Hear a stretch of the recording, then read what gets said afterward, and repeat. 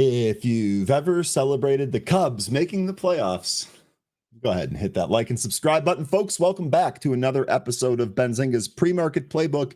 It's Thursday. We made it past the FOMC decision, so today is September 18th, the Thursday edition of Benzinga Pre-Market Playbook. And boy, we are in rally mode here today. Market is in rally mode. We got some big Intel news. We've got another guest for you here today. Got a lot of stuff to cover. Unfortunately, our video assets aren't working, so I can't play the intro.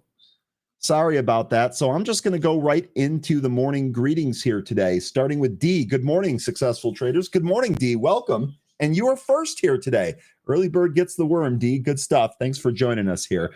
Francis, good morning. Welcome back. Marty, good morning. If you've ever started dressing like your dad, hit that like button. LOL. Are you dressing like your dad now? I think, don't we all kind of arc that way as we get older? You'll have to let me know, Marty. Good morning. Good to see you again. Sun-Kissed Yogi, good morning. Welcome back. It's good to see you as always. Excuse me. Tom, good morning. Welcome back. EKS, good morning. It's great to see you here. EKS says the Meta Ray-Ban display glasses, they're $800. They view text, notifications, and messages, hands-free phone and video calls, real-time AI translations, and answers to your questions. And that's now available. Gotta say, seems a lot better than the Apple wearable device, doesn't it? Meta Ray-Ban display glasses. If anyone has those, you'll have to let me know how they are. Corey, good morning. Welcome back. Brian, good morning. Welcome back. I got absolutely cooked in NQ during that mess. Oh, no. Well, thankfully, you've got another opportunity to make it back here today, and I have no doubt that you will. Zach, good morning. Welcome back. Judge, good morning. Let's go Intel. Indeed, we're going to talk about that. Big Dave, good morning. Welcome back. Neville, good morning. Welcome back. Florida Yacht Insurance Guy, good morning. Welcome back. Ryan, it's good to see you again. Seahorse Trading, likewise. Crimp Biscuit, good morning. Hoot, good morning. Azrar, good morning and welcome back. Mycola, good morning and welcome back. Reaching Financial Freedom, it's good to see you again as always. Tara, good morning. Welcome back. Neville, good morning. Welcome back. Bernhard, good morning. Welcome back. Durkis, good morning. Welcome back. Day Trader, good morning. Welcome back. Day Trader has done another project here from the group. So a little bit later, when I get some time to put that all together, I'll share it with the group. Day Trader, we really appreciate how much of a community angle you take to the show here and how you create things without even being asked and then sharing them with our group. That's what makes our group special. Really appreciate you. Hope you're having a good morning. Buffalo by Bicycle, good morning and welcome back. Rooster, let's go. Locked in and ready to roll. Welcome back. Shady Worley, good morning. Chuck, good morning. Jonathan, good morning. Billy and Dara, good morning. Captain Cloudy is back. No clouds in our skies here today, Captain Cloudy. Sideshow, good morning. Offering on RCAT. Let's see if the offering gets bought. We've had multiple offerings on Ondis. That thing's been bought. Ondis is back up again here today. Let's see if the same thing is true here for RCAT. Actually might give us a possible trade if it looks like it's going to trade back higher here. James, good morning. It's good to see you again. Shanlu Trading, good morning. Welcome back. Smita, good morning and welcome back. Big Bees and GB Slice, good morning and welcome back. JJ, good to see you as always. Christian, good morning. Happy Friday. Not Friday for me, boss. Maybe it is. Are you in Australia or something where it's like in the future? You'll have to let me know. It is Thursday morning here in the States. Chris, good morning. Kenneth, good morning. Tyler, good morning. And Stepan, good morning. Bobcat, good morning. Ralph, good morning. Abby and Hector, good morning. Lambo Rolls, locked in. Good morning. No polyester, but high flood jeans. Yes. Marty, starting to dress like his dad. High flow jeans. Hey, dads are good. That's okay. You're all good, Marty. ATL Russ, good morning. Welcome back. Ethan, good morning. Paulo, good morning. Mark, good morning. Juan Sebastian, good morning. J Channel, Krishna, good morning. Edward, good morning. White Chocolate Mocha, good morning. Peter, Peter says, I don't dress close to how my father did. That's okay, Peter. It's no big deal at all. Lion Atlas, good morning. Good to see you again. Diamond Hotline, welcome back. It's good to see you again as well. Yassine, locked in, ready to go. Just passing through, good morning. Frank, hey, Frank, good morning. I hope everything is going well up in Michigan. Kevin, good morning. Born, good morning. Nomad, good morning. And Ben, good morning. Boy, we got a lot of people here today. Everyone's waking up early, getting ready to get at this market, and that pumps me up. Cam, I'm late and forgot to get a tardy slip. Thankfully, I'm the cool professor. I don't take attendance here. I just say hello to everybody that's here. You're good, Cam. And VK, good morning. All right, folks, we don't have the video clips working here, but nonetheless, let's talk about the stock market today. Producer? Okay, I'll just do it. I'll just produce. Oh, I didn't share my screen. I didn't put it on. No wonder the producer's like, Ryan, you're a dummy. Okay, your stock market today. We are in rally mode here today. Market is green across the board. S&P futures up 0.77%, Dow futures up 0.52%, and the NASDAQ futures leading the way higher, plus 1.14%. This is, of course, following the rate decision that we had yesterday. Next, let's talk about some cues from last session. Most sectors on the S&P 500 closed positively on Wednesday, with consumer staples, financials, and material stocks posting the biggest gains. However, information technology and industrials bucked the market trend, closing lower. The big takeaway for me is I'm wondering if we are seeing more rotation out of some of this big cap tech into some other less favored areas. I think that would actually be great for long-term investing and a little bit longer-term trading, like a swing trade, as opposed to something like a day trade. But to me, if this keeps happening, that actually might be a good thing in the long term. This contributed to the mixed sentiment that U.S. stocks had yesterday. Now, among individual companies, General Mills, ticker GIS, reported fiscal 2026 first quarter results that came in slightly ahead of Wall Street expectations. In contrast, Manchester United, ticker MANU, shares fell more than 6% on Wednesday after the company reported mixed fourth quarter financial results. Economic reports showed U.S. housing starts dipping 8.5% month over month to an annual rate of 1.307 million units in August. That missed the market estimate of 1.37 million, and following a revised 1.429 million in the previous month. Building permits also declined by 3.7% to an annualized rate of 1.32 million in August. A 25 basis point rate cut was delivered by the Federal Reserve yesterday, with Fed Chair Jerome Powell signaling more easing could be coming as part of a risk management, with the shift partially driven by a cooling labor market and growing downside risks to employment. Meanwhile, the 10-year Treasury bond yielded 4.05%. Remember, if that dips under 3, I think that's going to be the green light for more upside in the broader market. We'll see how that actually trades here today. But the 10-year Treasury bond yielded 4.05%, and the 2-year bond yielded 3.52%. Now, let's take a look at some insights from analysts here. As the Federal Reserve enters the second year of its monetary easing, which began in September of 2024, history suggests the S&P 500 could see substantial growth. On average, the index has returned over 16% in the second year of rate-cutting cycles. However, this optimistic outlook depends entirely on the U.S. economy avoiding a recession. According to Jeff Bookbinder, chief equity strategist at LPL Financial, quote, year 2 of rate-cutting cycles has historically delivered solid gains for stocks, provided the economy avoids recession, end quote. The first year of this cycle, which started with a 0.5% cut on September 18th of 2024, has already been strong. The S&P 500 posted returns of over 17% through September 18th of 2025, easily beating the historical first-year average of 9.6%.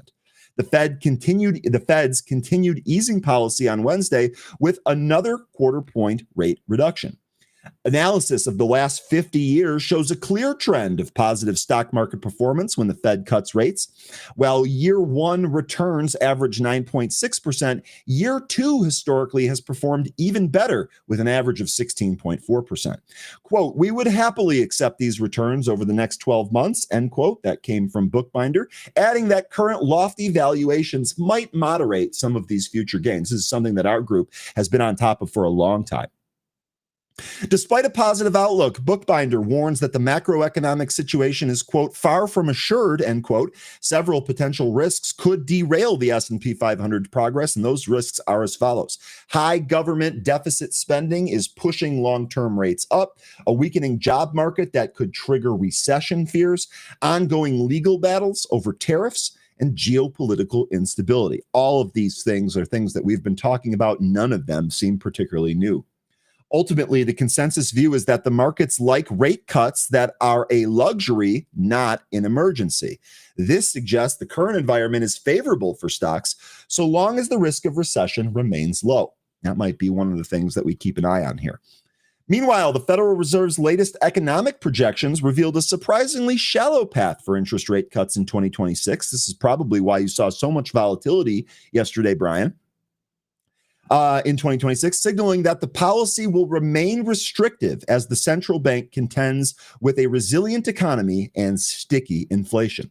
The committee's median forecast for the federal funds rate shows a decline by only 3.4% by the end of 2026, a mere 0.2 percentage point drop from the 3.6% projected for the end of the year of 2025. While 20 bips is less than the standard cut of 25 bips, this indicates the median FOMC participant does not foresee a clear case for even one full rate reduction over the course of 2026. Now, just sticking with what the Fed tells us all the time, I'm sure they're going to be data dependent on that. The conflicting signals and internal divisions left many observers struggling to find a coherent message. Anna Wong, chief U.S. economist for Bloomberg, stated, quote, "I have not seen a meeting with so much contradictions," end quote. The wide dispersion of views suggests the Fed's path for 2026 remains highly uncertain and will be subject to a contentious debate. Powell talked about this a little bit in his presser yesterday. He actually viewed this as a positive. He said this is complicated. We're in kind of a complicated time, and it's a good thing that he sees multiple opinions across the Fed. Now, I don't know if he was just saying that, but seems like he looked at that as a good thing. Now, real quick, I want to go back to Benzinga Pro, and I want to take a look at the SPY chart here with you folks real quick, and then we'll go ahead and talk about Intel. Here is, and actually, I'll just switch it back to Intel in a little bit. Here's what we're looking at for today. Oh, come on. Oh, my heavens, come on. So silly. All right, here is what the SPY looks like. Now, let me zoom in because we really need to focus on these recent candles here. Yesterday, after the decision, we saw a pullback. It was actually a pullback down to a previous all-time high level, and we bounced from there. The key takeaway is that we closed about flat. I think the S&P, when it closed, was down down 0.12%. So with all of the action, the most important Fed meeting of our time, blah, blah, blah, market was about flat afterwards. Now, it is higher here today. We'll see if that rally can be sustained. It is worth noting that the high of the pre-market here today was 665.10. So that is definitely going to be one of our levels. The other thing that we have with a higher open here is we're going to have a little bit of a gap. So if we do trade back down, I would expect that gap to get filled. We're not doing a whole lot of work there with that. And then we still have that 20-day moving average. We're going to be looking at this every day so long as we stay above this average. The current value here today, 649.99. Let's just call that 650. That should be another level of support here for the SPY. Now, let's talk a little bit about Intel because that's some of the big news here today. Intel trading up by 29% here this morning. Tell you what, this has actually been a great trade. We've talked about this quite a bit. We've actually traded this a few times in here. This has really been sideways since August of 2024. It's really used this $18 to $19 level as an extremely strong support.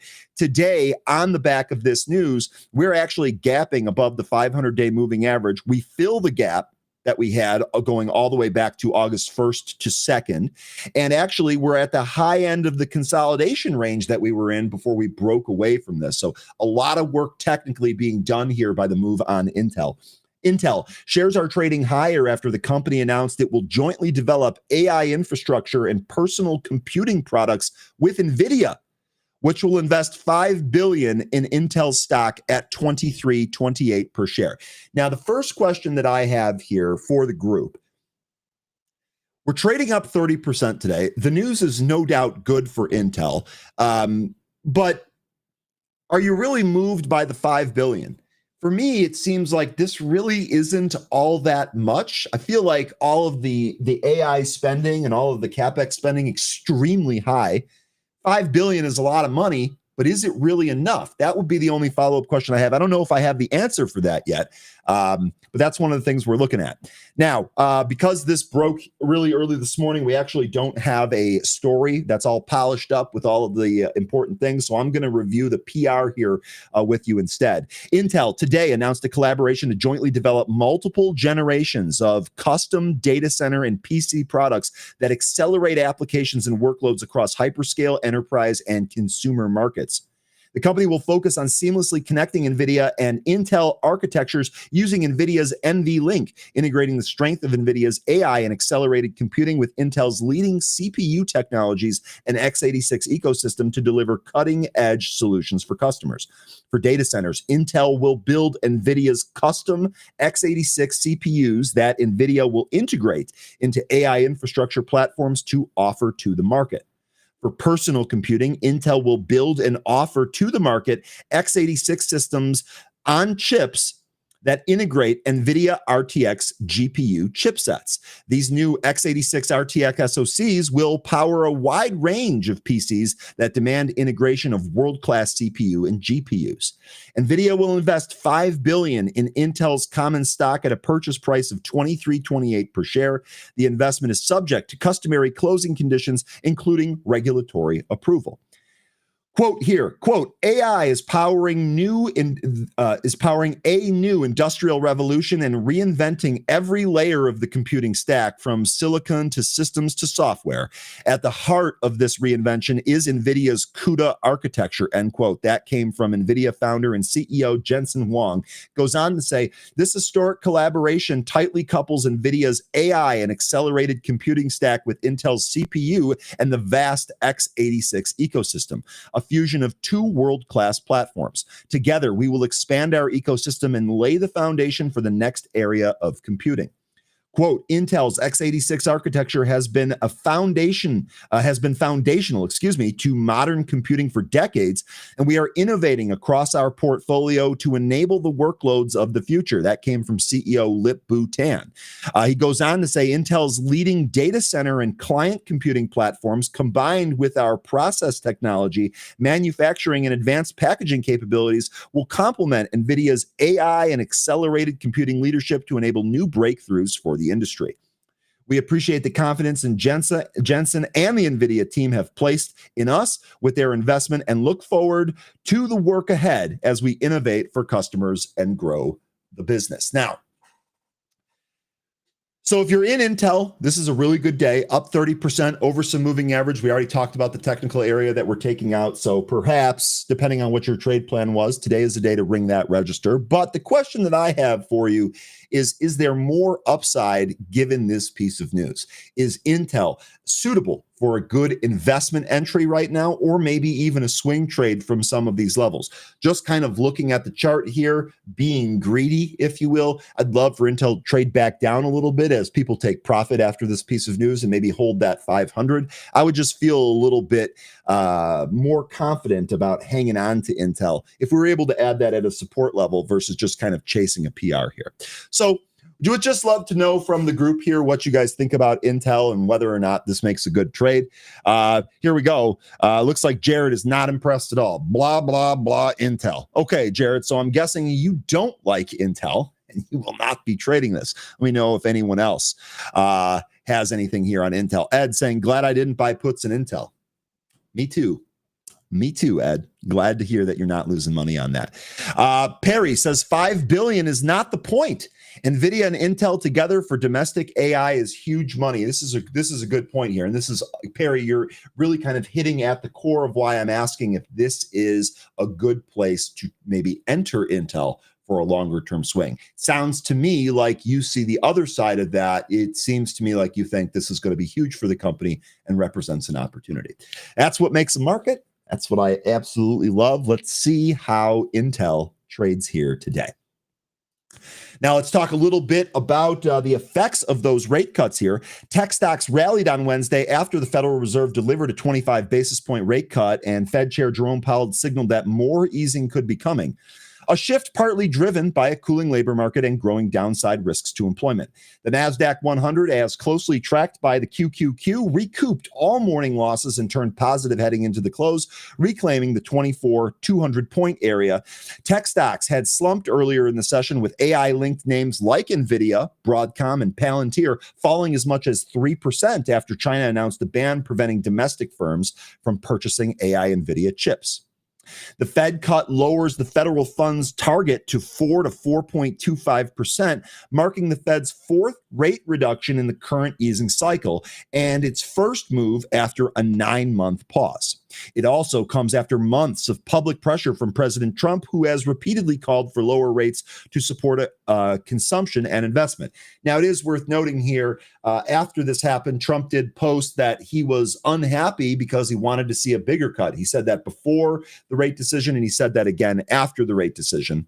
That's just food for thought there. The 0.25 percentage point cut was not unanimous. Fed Governor Stephen Miron, a recent Trump appointee replacing Adriana Kugler, dissented, arguing in favor of the 50-point basis cut. According to ProData, the top performing stocks with market capitalization above $10 billion during Powell's speech included a lot of the stocks that we have talked about here, in particularly recently.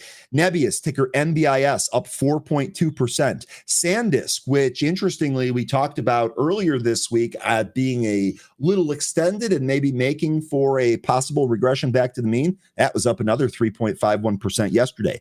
Ionic, the quantum computing stock that we followed, that was up 3.29%. It's not on this list, but it's also worth noting that Rigetti was up as well. That looks like it's at highs and might be making a double top on the daily chart, FYI. Oklo, the nuclear power stock that we've often traded here, that was up 2.93%. Reddit was up nearly 3%. Joby was up 2.75%. Even NEO up 2.64%. Palantir up 2.6%. Tesla up 2.4%. And Roblox up 2.42%. Now, Powell said that the Federal Reserve's decision to cut rates by 25 basis points was driven by the shift of balance sheets of risk between inflation and employment, with the labor market now showing clearer signs of softening. Powell called the move a risk management cut, clarifying that while economic growth projections have ticked up modestly, the Fed is now acting preemptively to support the labor market before a downturn takes hold. On inflation, Powell acknowledged that headline and core PCE inflation remain elevated at 3% and 3.1% for 2025, respectively, but said that the recent rise in goods prices, partially linked to tariffs, is not expected to lead to a sustained inflation breakout. I'm sure there are a bunch of people that were calling for hyperinflation that are hyperventilating right now, but it looks like Powell here doesn't see the worst case scenario. Still, Powell added, quote, "Our job is literally to make sure that that is what happens," end quote, underscoring the Fed's continued commitment to its 2% inflation target. Asked whether the Fed's independence is being compromised given President Trump's growing influence and the recent appointment of a new FOMC member with executive branch ties, Powell said, quote, "The committee remains united in pursuing our dual mandate goals. We're strongly committed to maintaining our independence," end quote. The summary of economic projections now implies a federal funds rate of 3.6% by the end of 2025. That's lower than the 3.9% median estimate for June, suggesting that more cuts could be on the table. Really, the question here is, how many cuts are going to be on the table? We were talking a little bit about 3 cuts. Now there's some talk maybe about only 2 cuts. We did not get the 50, which was another possibility that we were kind of floating before this. So really the question is, how many more cuts here in 2025? The Fed, Powell said, has moved one step closer to neutral, but stands ready to act again if the labor market deteriorates further or inflation surprises on the upside. Quote, "There's no risk-free path here," end quote. And I think that's the key.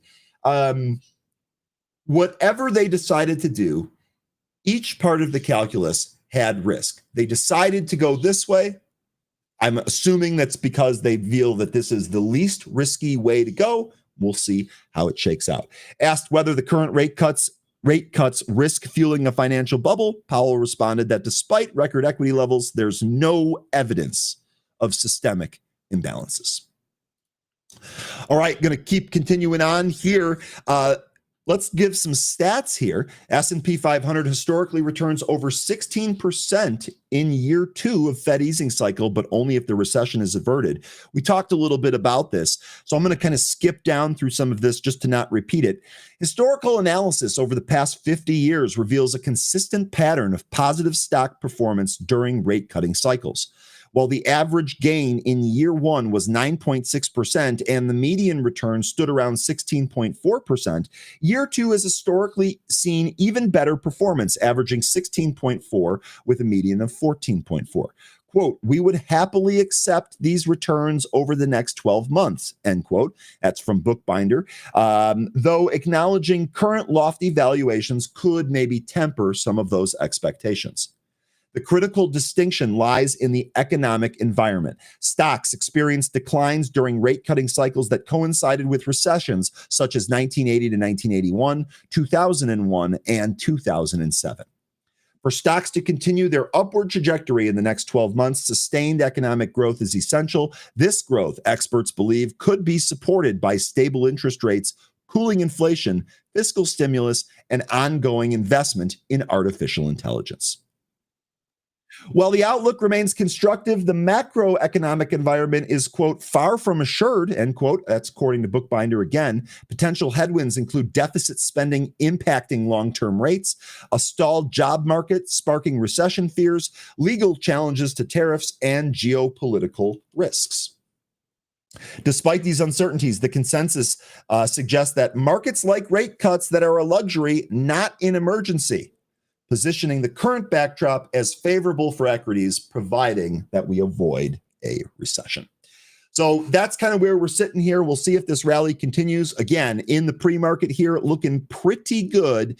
We'll see if we get any profit taking out of the open or if we can extend this rally. Now, folks, we normally don't have a guest on Thursday, but today we're in for a treat. I really wish that our graphics or our little intro thing was working. That way we wouldn't have to do a cold open here for Steve. But because it's not working, we're just going to go ahead and bring him on and see how he's doing. Steve, good morning. How are you? It's great to be here, Ryan. How's it going? Going pretty good. Look, we just had a big day yesterday. It looks like we're going to have a rally today. We'll see if that continues here. Thanks for taking time here to join us. I can't wait to talk about this. For those of you that might not remember, this is Steve Schoffstall, Director ETF Product Management at Sprott Asset Management. And you got a new ETF that just made a debut. Yeah, we do. Last week, we launched the Sprott Active Metals and Miners ETF, ticker METL, or as we've taken to call it, METL. It's really unique because it's outside of our active gold miners fund, GBUG or GBUG. It's the only active mining ETF out there that provides exposure to mining equities as its sole mandate. And from our perspective, that's something that's really important, particularly in this type of sector. A lot of sectors you can get away with just straight passive management, but active really can add a lot of value when it comes to metals and mining. And that's just because it is a very complex industry, and it takes a lot of knowledge and expertise to really understand the sector and all the factors that go into it. Yeah, now, as you were mentioning here, mining is indeed complex. It's also cyclical. Is this designed to make exposure easier and perhaps more flexible for the end consumer? Yeah, it's supposed to give that flexibility to the portfolio management team. It provides exposure to critical materials, so things like uranium, rare earths, battery metals, copper, silver, but it also does have a broader mandate than that. It allows them to go much deeper. We can invest in things like steel and iron ore, gold, zinc, aluminum. All of these are important to our changing economy, and the cyclical nature of commodities is one of the things that really lends itself well to active management. A great example of that would be if we were to go back 3-4 years ago, nickel and lithium were very much primed to really be getting ready to take off.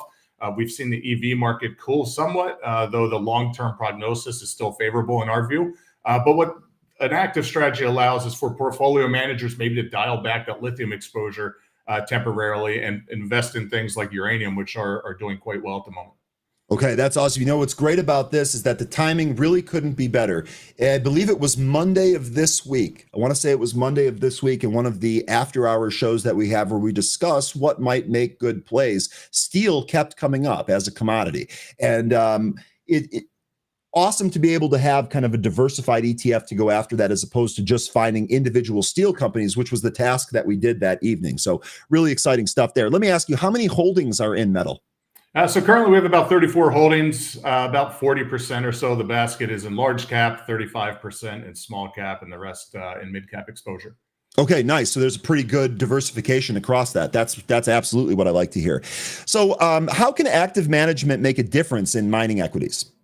Yeah, so this is one of the things that, as active management's changed over the years, we still have kind of an old school approach to it. What I mean by that is there's so much data that's available now to investors. They're able to, and many times sit behind a computer screen and parse financials and different reports. What our investment team does is they actually still continue to go to visit mine sites, and they've visited over 40 countries. And on average, each year they'll go to up to 30 different mine sites. They'll actually get on the ground. They'll view the deposits. They'll talk to all levels of not only management, but all levels of workers at those sites. And one of the things that really aids in that process is one of our portfolio managers actually has an economic geology background. His job prior to joining Sprott was to go, working at miners and actually help them to figure out what would be profitable to run and identifying ore grades. So that's, one of the pieces that's very valuable in this whole selection process. Our team, given its decades of expertise in the mining space, has cultivated deep relationships with management teams. Most years they're doing over 200 management meetings a year. So they really get to understand companies, not only from management's perspective, but these site visits. And they overlay all that with a complex modeling system where they're looking at sensitivity analysis. So how are commodity prices reacting? What's the company's debt outlook look like? What are the capital needs of the company and how do they expect to finance? So a lot of that really goes into an overall view of the individual miners. Okay, awesome. So it seems like you have experts doing some of the selection process for the end consumer. They don't even have to worry about that. It actually makes this a pretty awesome passive hold, in my opinion. Can you talk about some of the macro themes that are in driving investment decisions at the moment? Yeah, it's very similar. I know I've talked about critical materials on here before. It's very similar to what we see there. So we see a lot of infrastructure building and a lot of demand for energy in developing nations. In developed countries, you're seeing a lot of build out as it relates to technological advances, AI, EVs, electrification in general.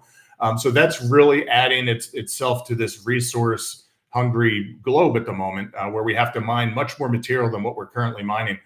When you factor in energy security, so the invasion of Ukraine by Russia, and what we saw during COVID really highlighted kind of how fragile our supply lines were. Yep. Countries are really prioritizing reshoring back their supply chains, and that's extending to mining. We're seeing executive actions actually come out of the White House that are looking to shore up, not only uranium production but rare earths as well.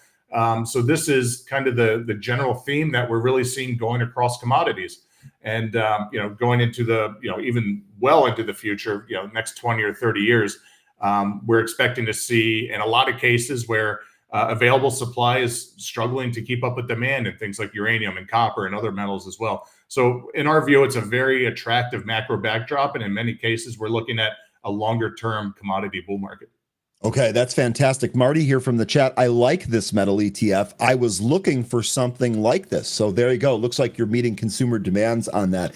Look, with the AI theme that we currently find ourselves in, does that make, is this almost like one of our favorite terms here is a thing behind the thing, right? So AI based basically off of, GPUs performing calculations in the whole 9 yards, but there's a lot that goes into that on the backside of this. Do you foresee AI being just a huge long-term net positive for some of the holdings here in metal? We do. You can't have AI without metal, right? So you need silver in the semiconductor chips. You need copper to wire all the GPUs together and to tie into the infrastructure.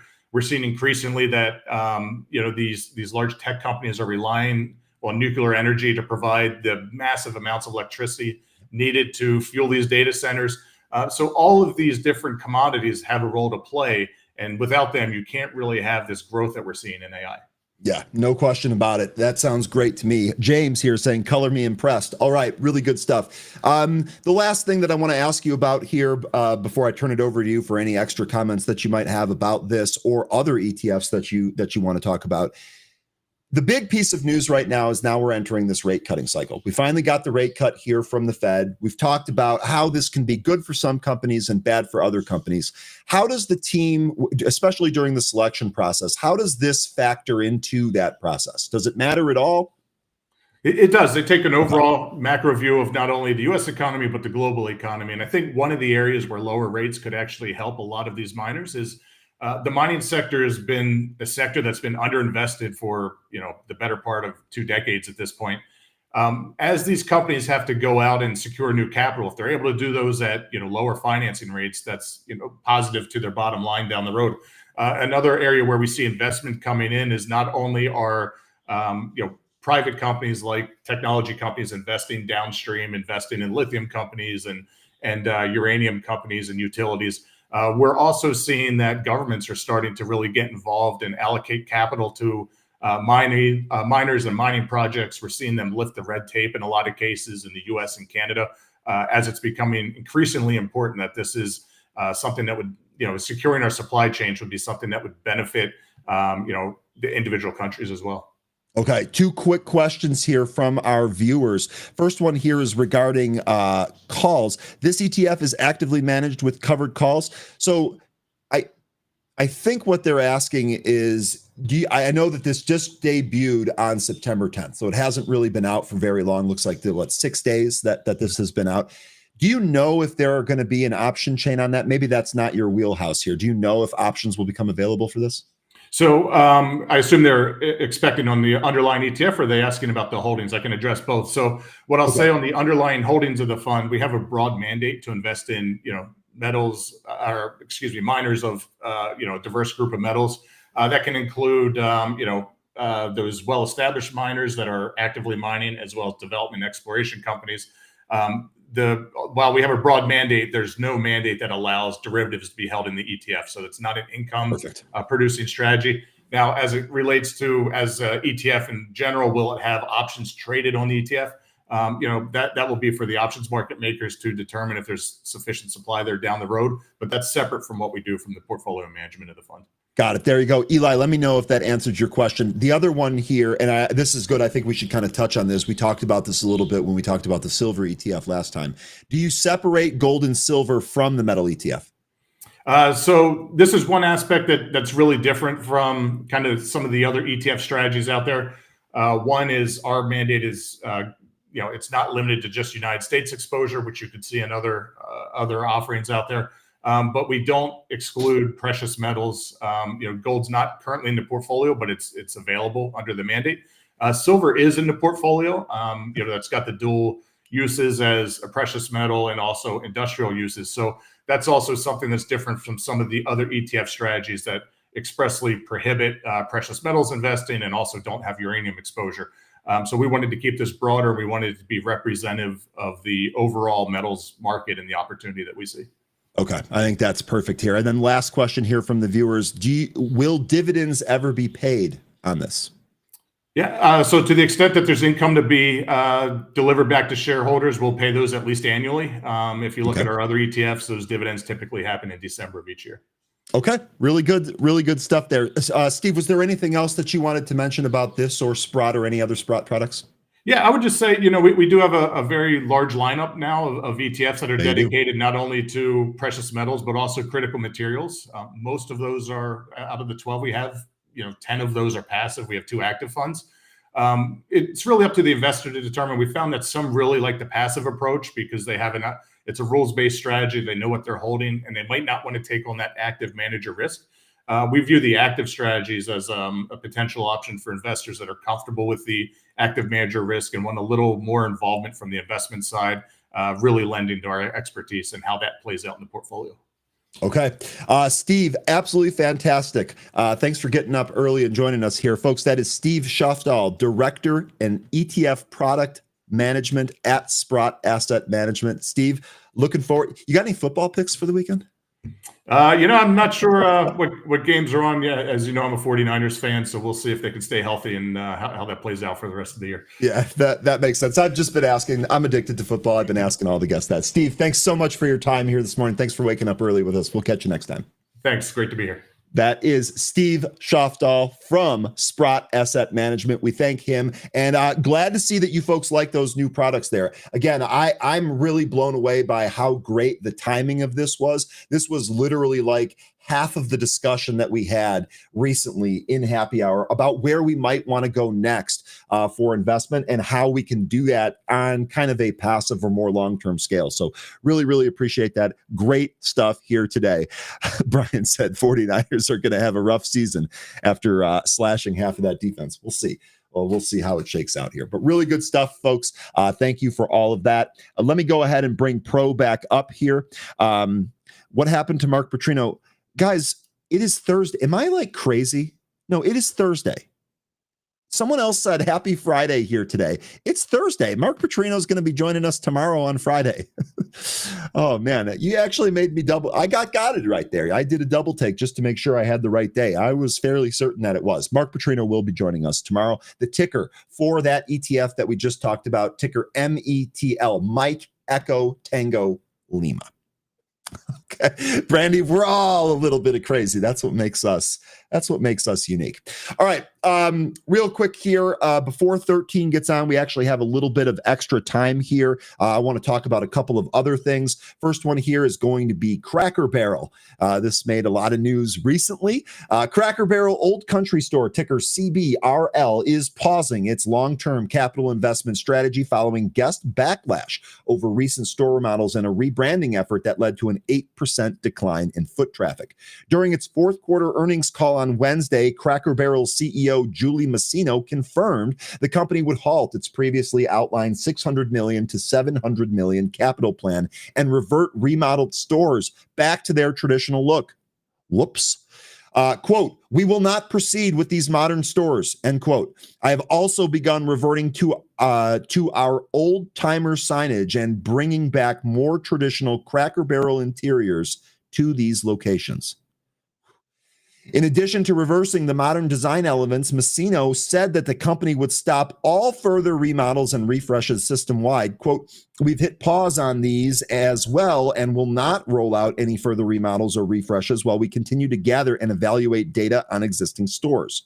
The company now expects to invest $135 million to $150 million in capital expenditures in fiscal 2026, with a primary focus on maintenance and technology. Quote, "It's too early to set a specific CapEx range for fiscal 2027, but we will be well below the prior 3-year figure of $600 to $700 million. In addition to the decline in footfalls, the company faced significant headwinds from tariffs and expects a $25 million hit in the coming fiscal year. Cracker Barrel says it's being forced to reduce the number of products in its gift shop and negotiate deals with suppliers owing to the same.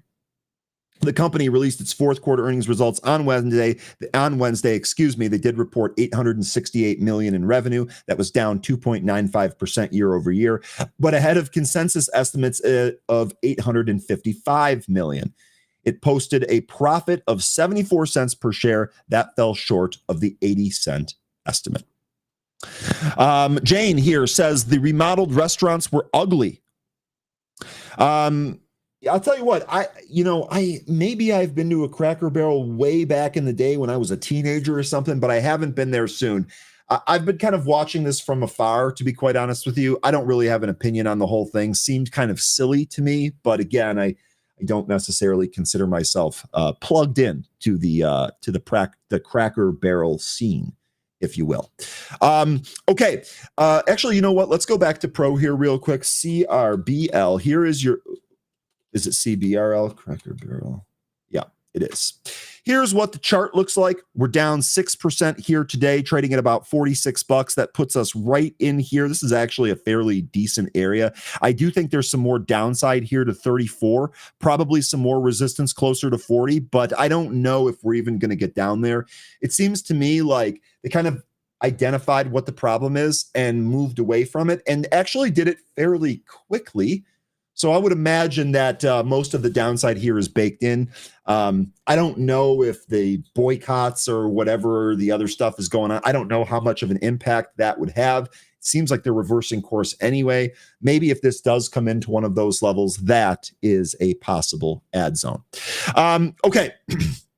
The other stock I wanted to take a look at is going to be Bullish. I know we talk a lot here about Bull, ticker BULL, and which is, of course, Webull. The other stock that was a recent IPO here that hasn't been great, actually been kind of disappointing, ticker BLSH. This is Bullish. This is the Tom Farley run company.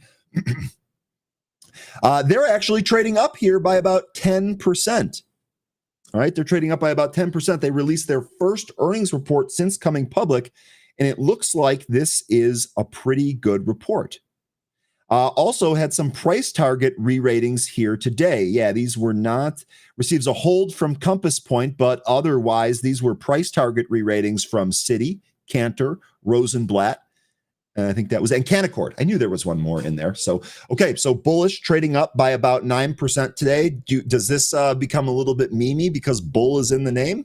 You'll have to tell me. Let's take a look at the actual report here itself.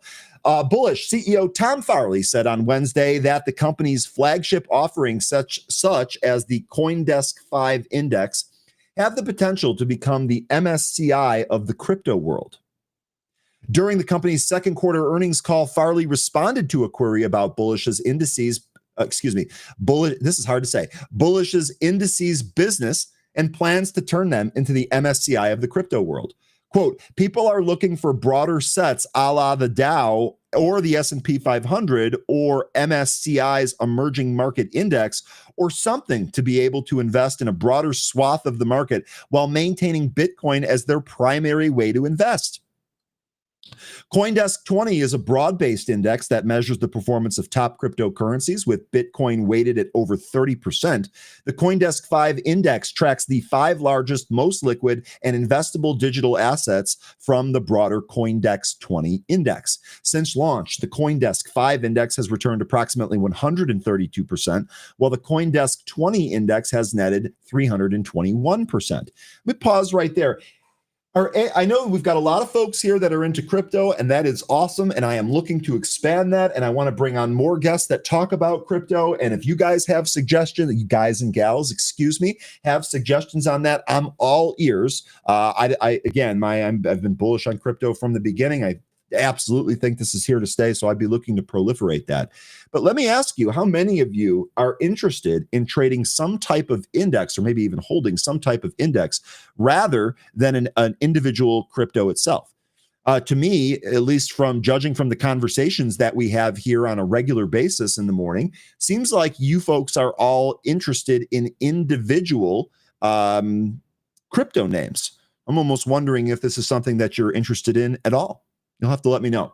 Farley disclosed that Bullish has signed agreements with a major global futures exchange and a major U.S. equity exchange to launch products tied to the CoinDesk 5 and CoinDesk 20, the details of which have yet to be announced. He added that an ETF arrangement of these offerings has also been signed. Quote, it's going to take some time because the market needs to get more comfortable investing in more products than just Bitcoin. It's happening in real time, and we're there for it. End quote. That comes from Farley. Day Trader here says, I think this is more for institutional use. Cam says, I'd do an index for sure. Okay.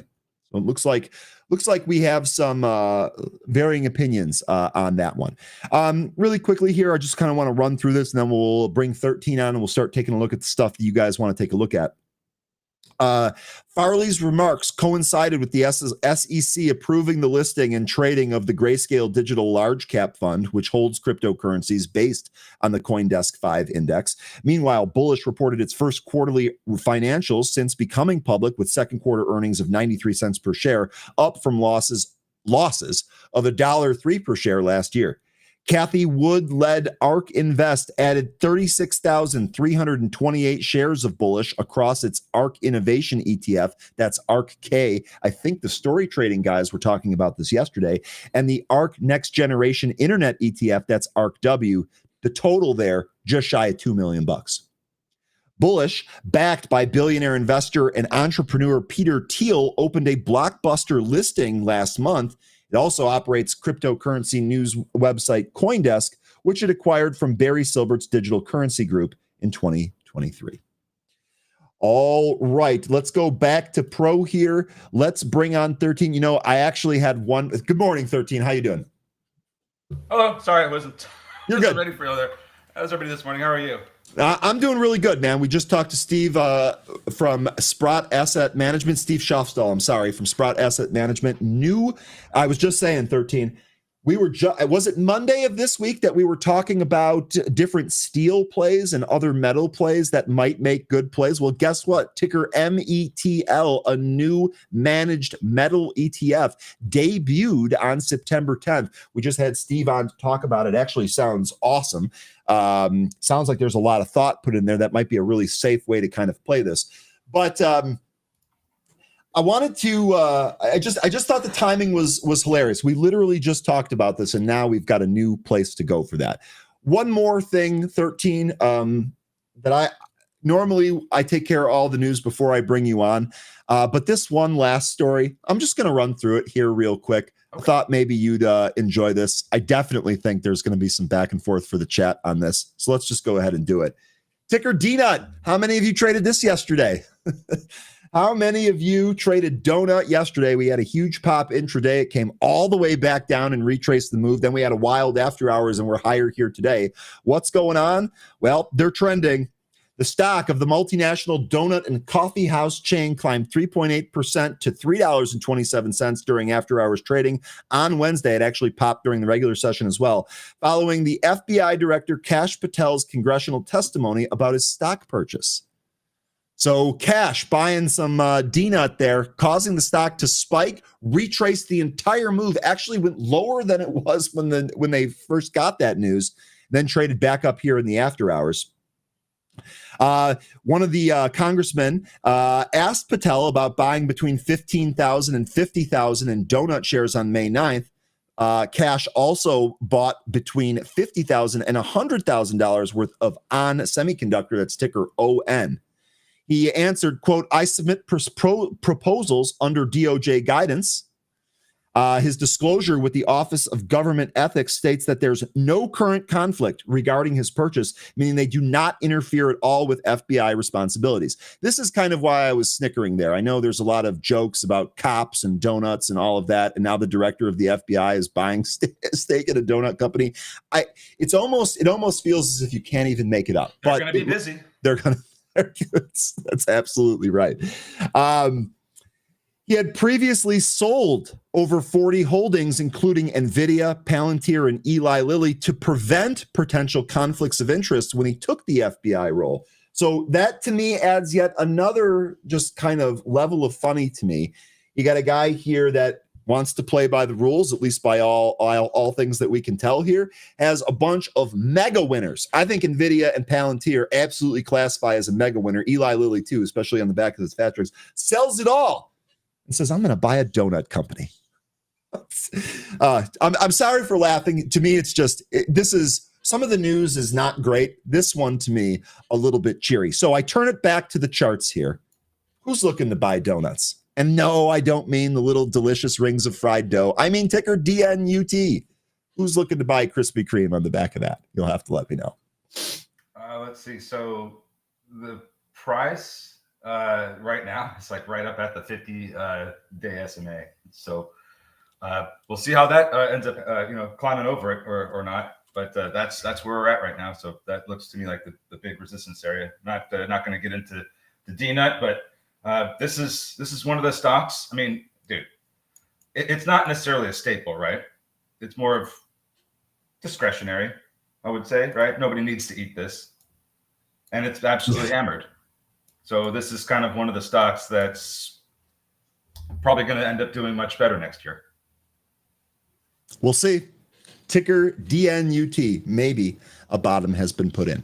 Okay, 13. Did you want to? First of all, Brandy says best donuts on earth, but like that's just my opinion. That's just like your opinion, man. Great Big Lebowski reference, Brandy. You get bonus points really early here today.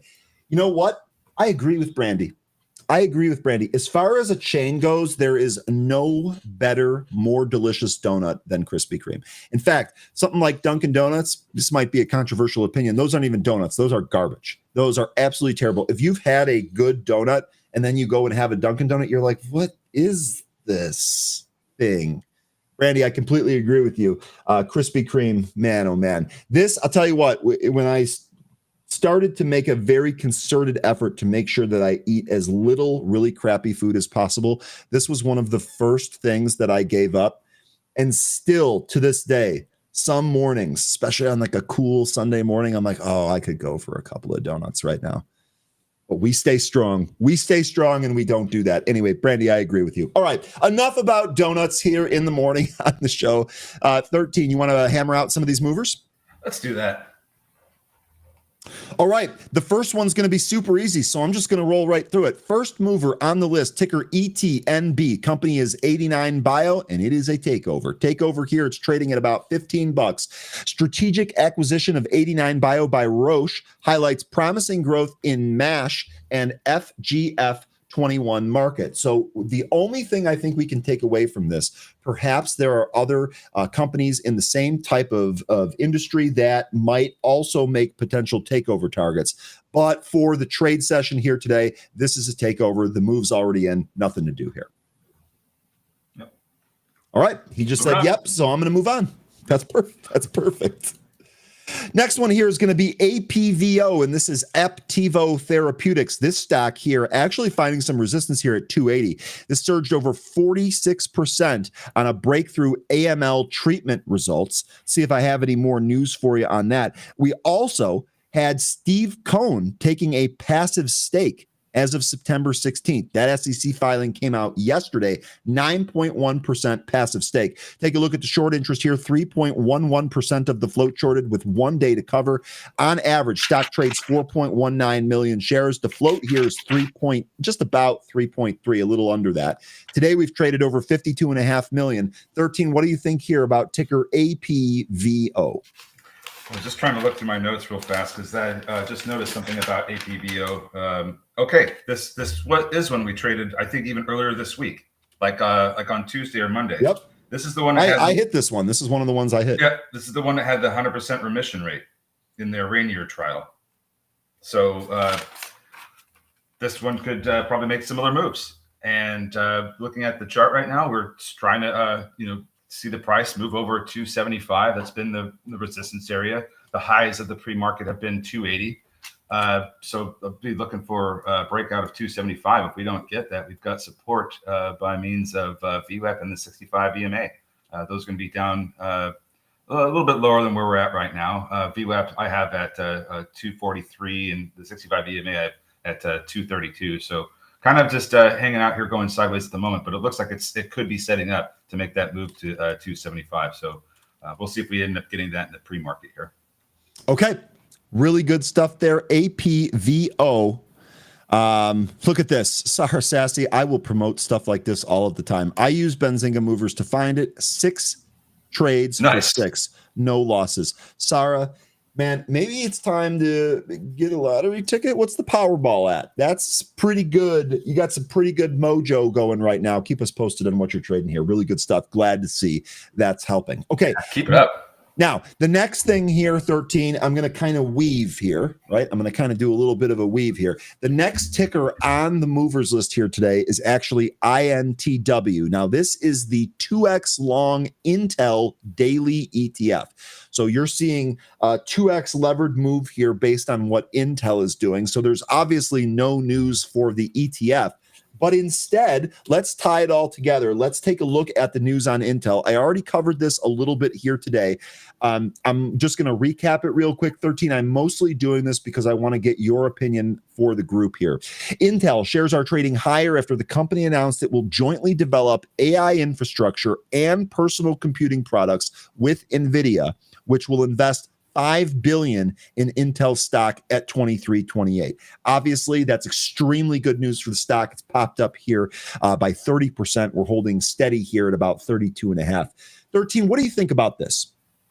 It's great for Intel. Sure is. Like absolutely phenomenal for Intel. I think it may help, erase some of the questions that people had about whether or not this is even going to survive. I think, and I don't know if you ended up taking a look at it, but I posted a video in Happy Hour chat about the semiconductor industry, where it's at right now, and what's happening in the U.S. with it. I'll have to see if I can link it to you again. But really it's in the Happy Hour chat. Yeah, it's really great insight. I mean, it's like from like a couple of days ago. Really great insight. The lady that was speaking even spoke on what's going on with Intel, so this is very timely. What's the question you have here the most? Like, where do I think this goes? Yeah, just what do you think about this? Is $5 billion enough? You kind of touched on it already. You said this was extremely good for Intel. Anne Marie here saying a strategic genius move from NVIDIA. Anne Marie, I'd like to hear more about that. Jay correctly pointing out that this is bad for AMD and ARM so far. Both of those stocks down here in the pre-market. Smoke Tuna says Intel was a dying company until Trump decided to support it. Anne Marie goes on to say, great for NVIDIA since the government has committed to Intel here. So I'm just wondering, I guess the big $64,000 question here, 13, is does this piece of news represent a buying opportunity? In other words, is there more room for Intel here at an investment or a longer term basis? We've often been talking about Intel having a really, really steady support between the $18 and $19 range. There's several of our group members in Happy Hour that have taken trades off of the bottom end of the support. And what I'm wondering here is, are we now maybe changing trend? We've really kind of been sideways since August of 2024. And now it seems that this is a huge pop. This actually took us above the 500-day moving average. So I guess the question that I'm looking for here, or your thoughts on this, is there more room to go to the upside here? Probably, but following a pullback. Okay. I think that we look at the RSI on the daily chart now. We're at over 81. I think we're getting a little extended here, just a little. If we are going to go higher, it would worry me. That's like right from right here. If we start to continue to go higher, it would worry me because the sell off or the cooling off, whenever that happens, could be a lot more violent than if we just started pulling back now. I don't want to get too extended. I don't want to say, hey, yeah, this thing's going to continue rocketing, because I don't necessarily believe that'll happen. I think we need to keep an eye on $30 and watch for a pullback to that level and watch that level hold. I think if those things happen, then you probably have a good upside trade on your hands there. But I don't think I would be buying right here. Okay, that's exactly what I was looking for. I appreciate your insight there. Some more insight here from the chat. First of all, nobody's surprised about this. Big B's, my January 40 calls, the leaps that you had talked about, they're singing. Yeah, they're singing all the way to the bank, buddy. They're singing all the way to the bank. Congrats once again. I guess we'll start off here with an early register ring. Smoke Tuna saying, mark my word, Intel will be history soon. It can be a temporary boom and a bust. He goes on to say that Intel or NVIDIA might buy Intel in the future. That, to me, is kind of contradictory, Tuna. I would imagine if NVIDIA buys Intel out in the future, it would do so at a premium, and I think that would actually make for some upside here. Anne-Marie agrees with you, so you're in really good company there. Let's see. Was there another one here?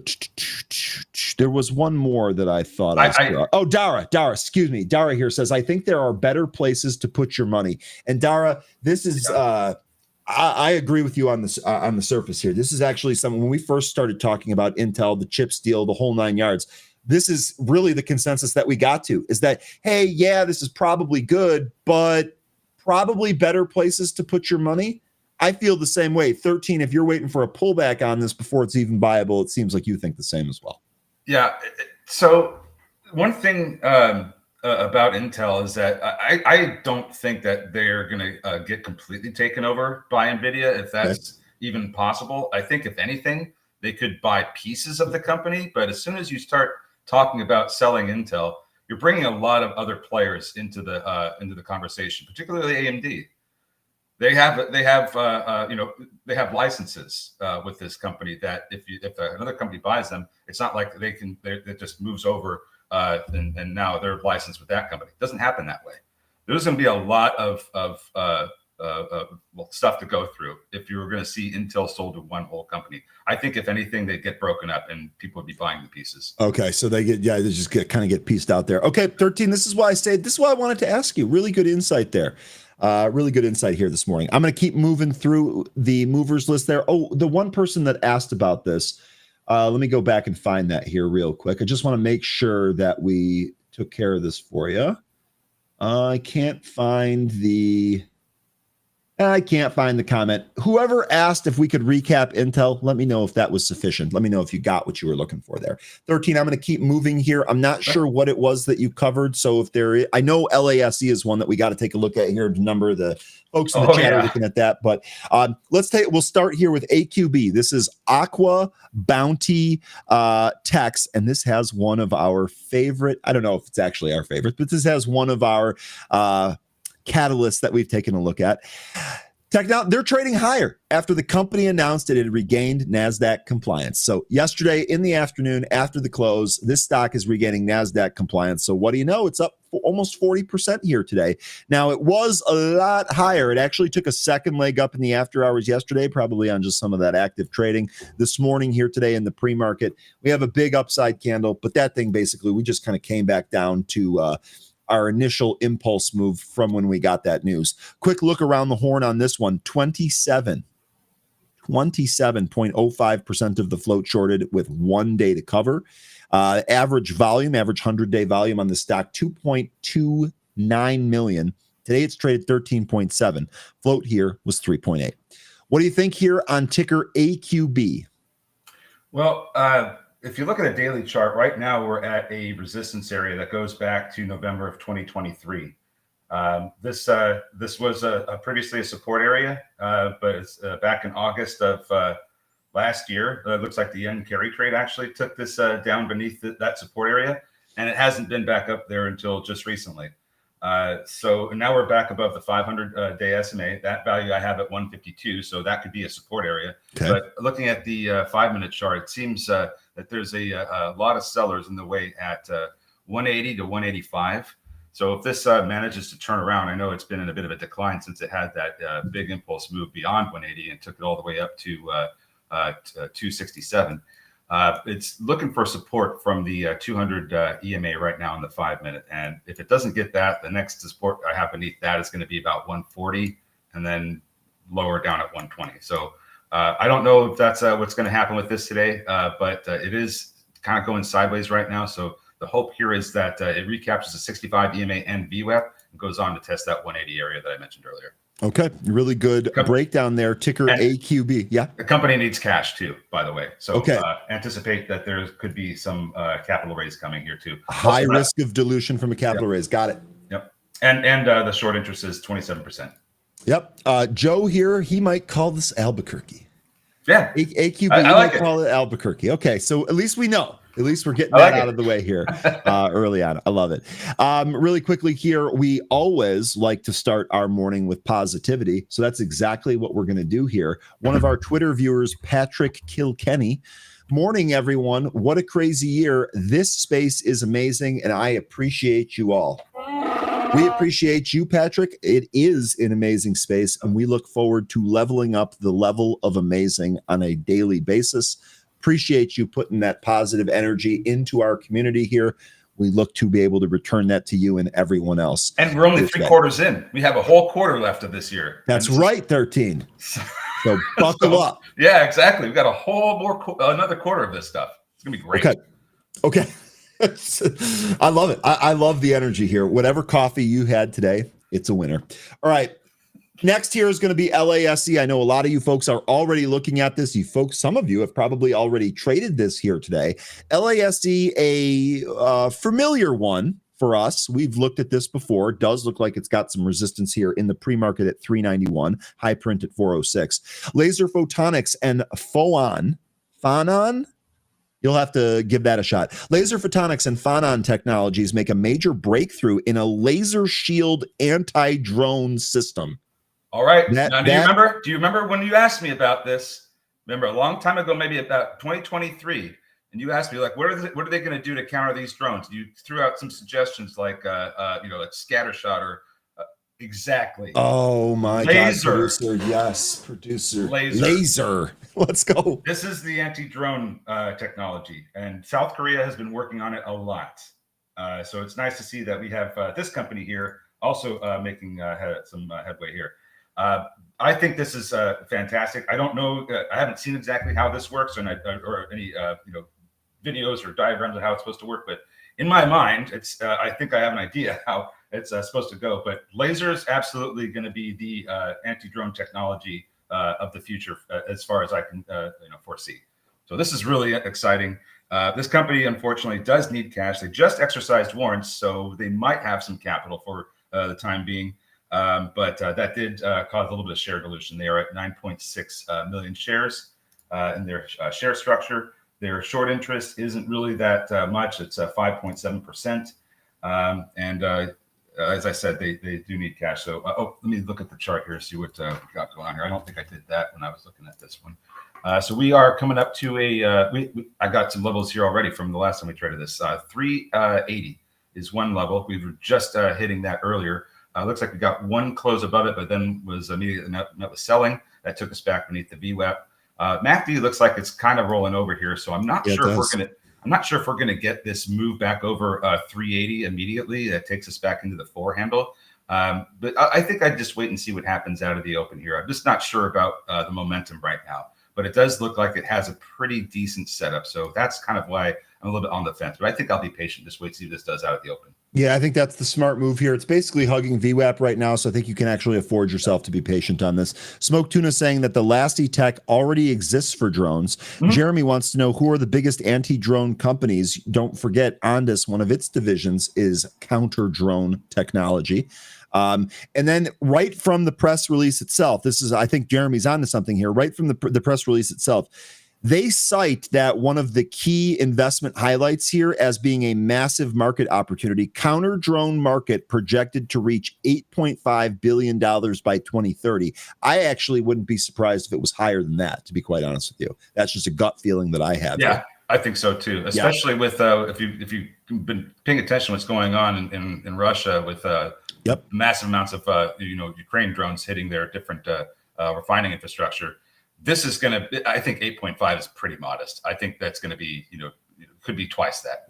Yeah, easily. Even some of these, events like the shooting that happened last week. There's going to be more and more drone technology rolled out. Sporting events, Super Bowl, we're getting that move. The World Cup. There is going to be so much drone and counter drone technology for the World Cup that's going to be stateside here. I agree with you. I think it could easily be double this. We're getting that test of that 380 right now. There's a buyer that just stepped in. We might be getting this move right now and taking it up to 4. We'll see if that ends up happening here. I'm not touching this right now, but it did have that pattern. Like it looked like a pretty decent setup. Just had a little concern about the MACD, but it looks like it's trying to make that move over 380. So we'll see if that ends up happening here. Okay, good stuff there on LASE. Now, what else do you have from your list? We can focus on those if you'd like. That was pretty much the ones that I was looking at here. Don't have any others that I was really looking at. We can do it live. Yeah, I'm just going to run through a couple more of these just to add a glance, if you will. It's already going. I'm sorry to interrupt you, but LASE just hit 4. Well, that's perfect. All I had to do was click away. And then bang, that's we did it. So we did it, 13. Right. 420 to 425 is the next resistance area, followed by 460 and then 480. Okay. So there it is. Looked really like it had the setup. I just was concerned about the MACD, but this is why I didn't take it. But hey, there you go. I don't think of myself as very good trader in the pre-market, but me either. I am so much. It's basically just experience, right? I've been punished so often in the pre-market that I basically just wait for the regular session. So all right. Congratulations if you caught that. I'm going to keep rolling through here. PBM, this is Sciessence Biomedical. This is one that we've traded before. I'm pretty sure this is on some of the it's science biotechnology company pioneering the use of psychedelics in mental health and well-being. Looks like we had no fresh news here. For whatever reason, it just seems to have popped in the morning. And it's really bled a lot of that back. That's not a surprise. Percent of float short on this one, 40%. 0.76%. That is really high. Days to cover 1.03. Stock on average trades 1.63 million. Today it's traded 11.3. The float on this one really small according to my read. I've got 234,000. So in the float. Let me check the float here real quick. 13, do you have anything here on PBM? I got some previous levels from the last time we traded this. Don't know exactly. And real quick, 13, FinViz and Dilution Tracker list the float here at 4.7 million. You might have a different value in your broker, but just to give you an idea of where we sit on that. 709K. Okay, so your broker has under $1 million, Pro has under $1 million, Dilution Tracker and FinViz showing 4.7. It's going to be somewhere in there. Okay, good stuff. I guess I would kind of, if that's the case, we're getting such a big difference. What does the reverse splits show us? So we did have a reverse split in May. It was a 147.97. So it might be that those other ones that are showing, larger share structures might just not have adjusted. I don't know. I'm just kind of thinking out loud here. But anyway, PBM got a level here at 460 that it's kind of getting some support from. Need to see this move back above the 65 EMA, which I have at 470, 471. Looks like it's just kind of going sideways into the open here. So that's kind of what I'd be keeping an eye on, is we can hold this 460 and move back up and take out that 65 EMA. We have VWAP a pretty good distance away. I don't know where you have yours, but yeah. Looks 604 is where mine's at. Mine's a little less than that, but still pretty far away from where we're at right now, following these large drops after the impulse move. So this is probably more of the one that we're just have to wait to see what we get out of the open, because if we can't hold that 460, I think it's going to have a date with the 200 EMA.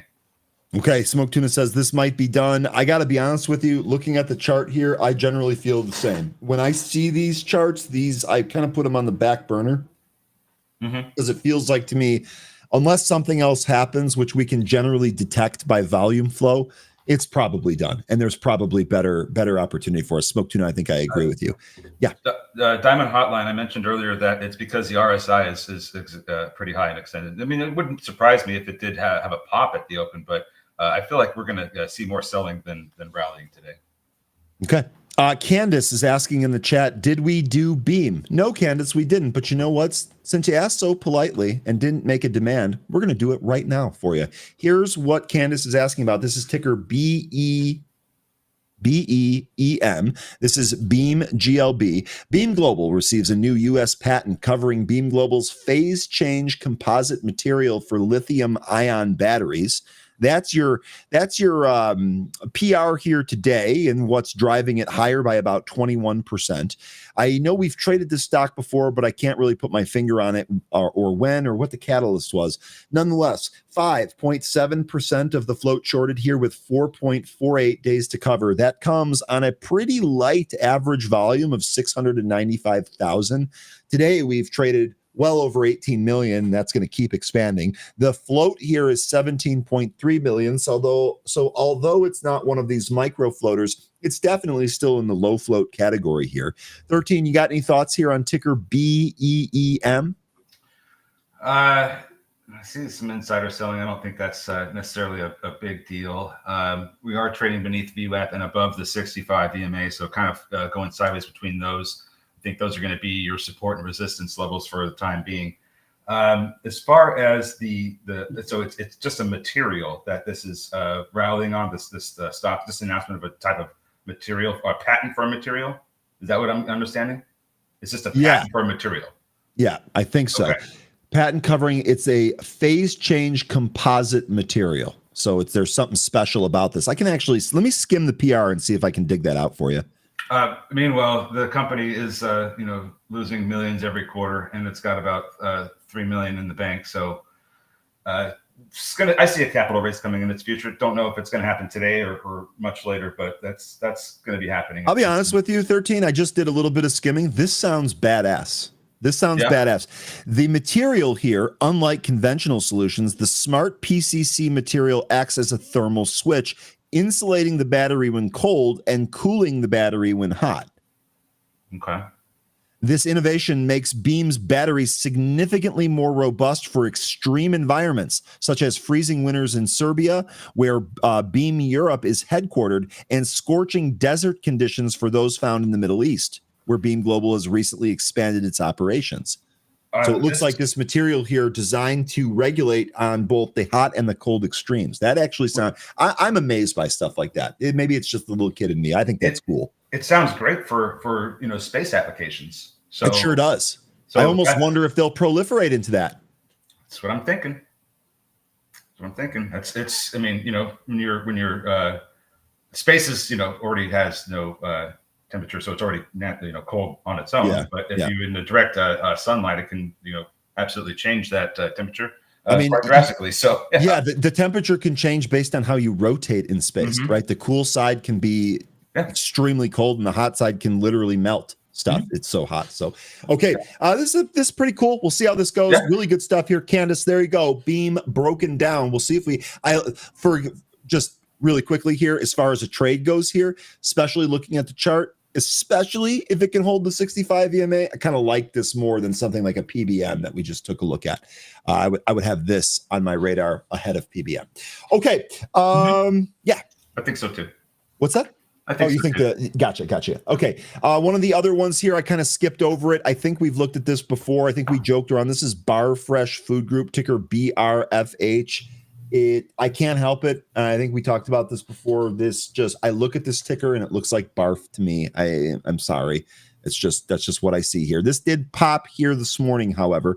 Looks like we had some earnings here today. Barfresh enters into a stock purchase agreement for strategic acquisition of manufacturing company Arps Dairy. They also issue preliminary full year 26 pro forma revenue guidance of 30 to 35 million. That's up 126% compared to the high end of the range of the full year 25 guidance. So it raises sales guidance, raises the revenue view. Looks like a lot of good forward-looking stuff here on Barfresh, ticker BRFH. Quick look at the short interest on this name. Nothing. Pretty negligible. 0.43% of the float shorted here. And that, oops, I clicked the wrong thing like a dummy. That also has 5.77 days to cover. But that's because on average, the stock trades less than 5,000 shares a day. Yes, less than 5,000 shares a day. Folks, right away, you take this trade here today. Please be done with it today. Please be done with it today so you don't get trapped in this. Traded 1.2 million here, floats 8.5. What do you think on Barfresh? Yeah, so this when trying to recapture its VWAP, that seems like that's been what it's been trying to close above the VWAP. That's what it's been trying to do all morning, even with the impulse move. Every single candle we have, at least on my broker, have the price trying to attempt to get over and close over the VWAP and just getting rejected every single time. Same. So my thought here is that if this continues into the open, we're probably headed lower. But if we manage to get a close above this and to the open and hold above it, the upside resistance that I see is going to be at $4 and $4.60. Okay, really good stuff on BRFH. Okay, I don't think there was anything else in here. Atlas Clear, this is one that we took a look at yesterday. ATCH, grats to whoever made some money off this one. It was a penny stock that entered dollar territory.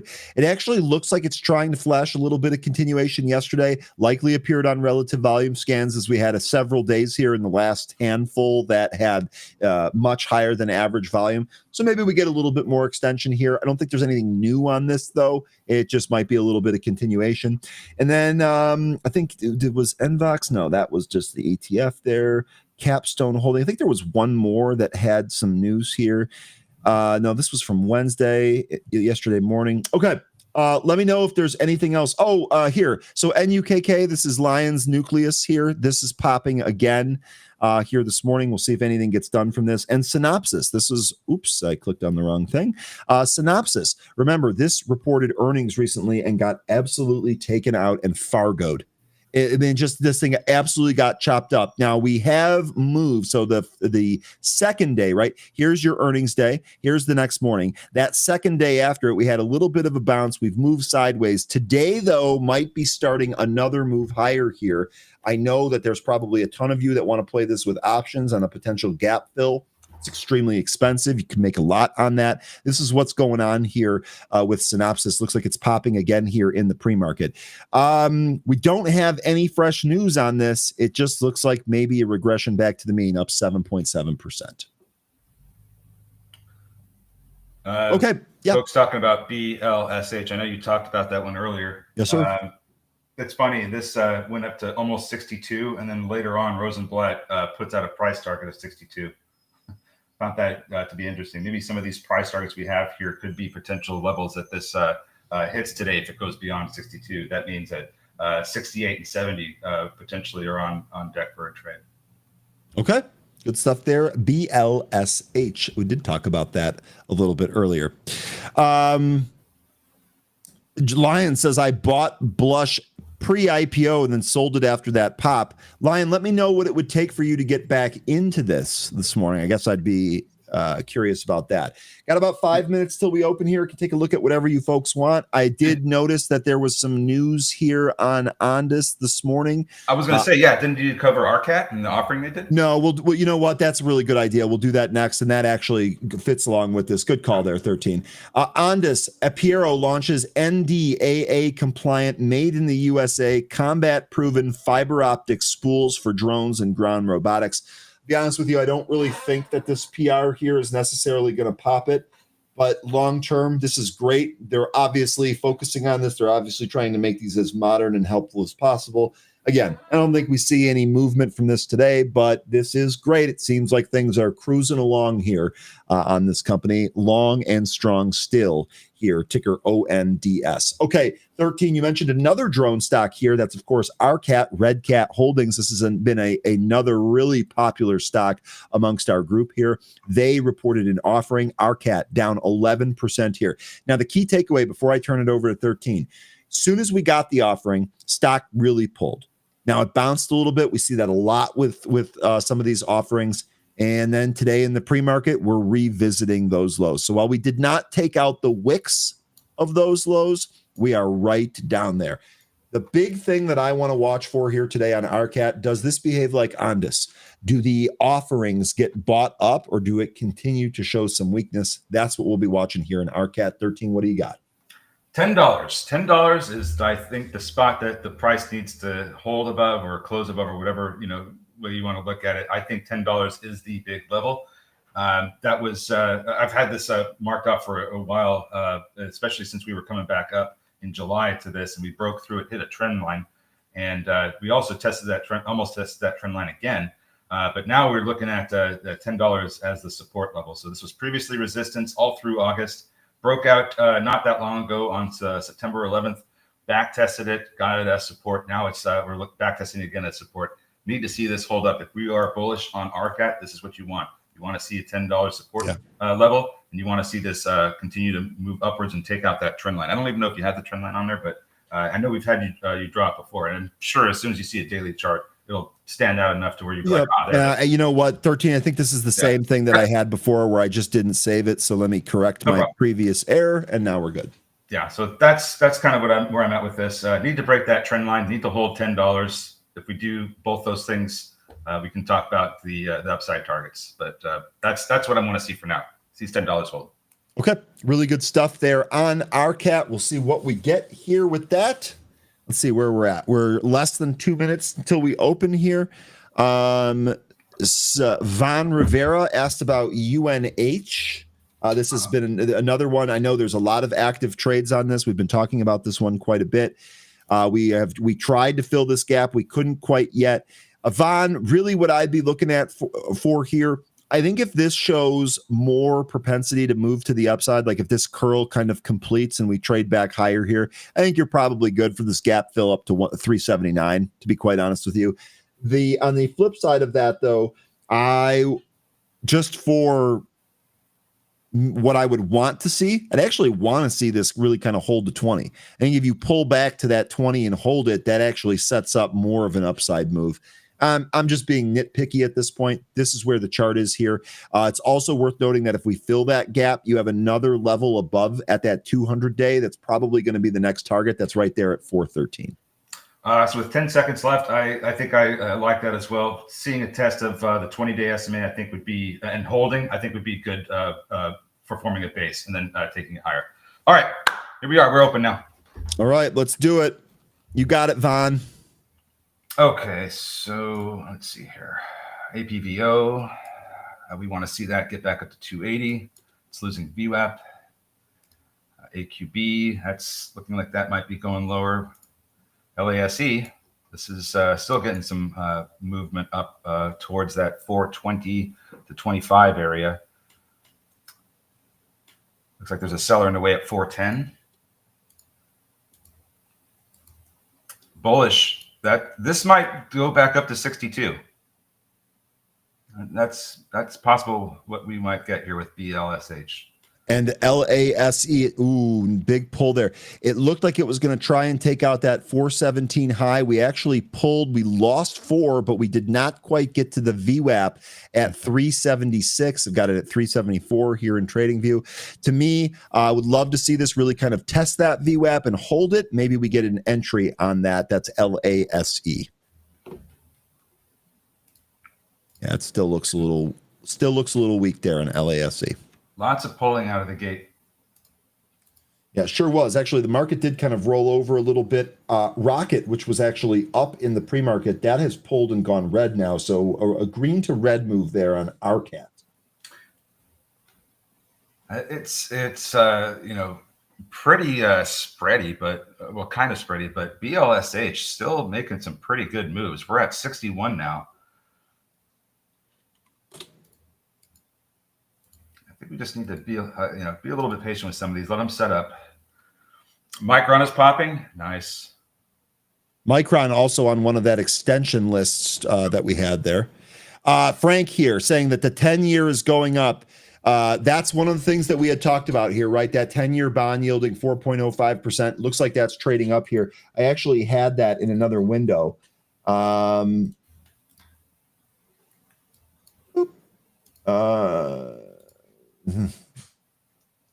Sorry, I'm going through some other stuff here. Let me see. God bless it. I lost it there. All right. Sorry about that.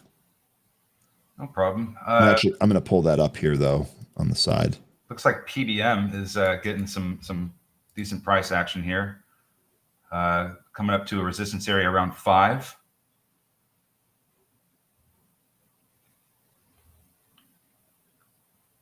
This one was the one that was really hammered away from its VWAP. So getting up to 5 is a good start. We want to see it get through the consolidation in that 5 handle. That takes it up to about 565. It's the next resistance area I see. And then VWAP. PBM low volume, risky. Yeah, a little bit of a spread, but let's see what happens if it can get to 5. There's a seller in the way at 5. A 10-year at 4.12% now. And LASE, this did come back into its VWAP, so we definitely want to see if it can hold here, LASE. Riot's breaking out, says thinking about it, probably because we're getting some upward movement in Bitcoin right now. Yep, Bitcoin 117.8. That's my only thought on why it's up. It might be something else, but yeah. All right, here we go into the 5 handle with PBM, looking good. Coming up to some more resistance around the that does look good. The 560s, and then we have VWAP after that around 574. I love that the one I said might not be that great is the one that's actually showing the best kind of setup and move right now. It was pretty hammered down.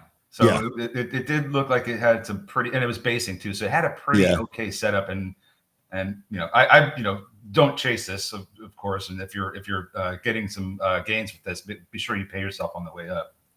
But this is a really nice movement with PBM. Pulling back a little bit now. We'll see if that sets up for entry. NVNI, I think we looked at this recently, although I can't peg it. This flirting with $1 right now.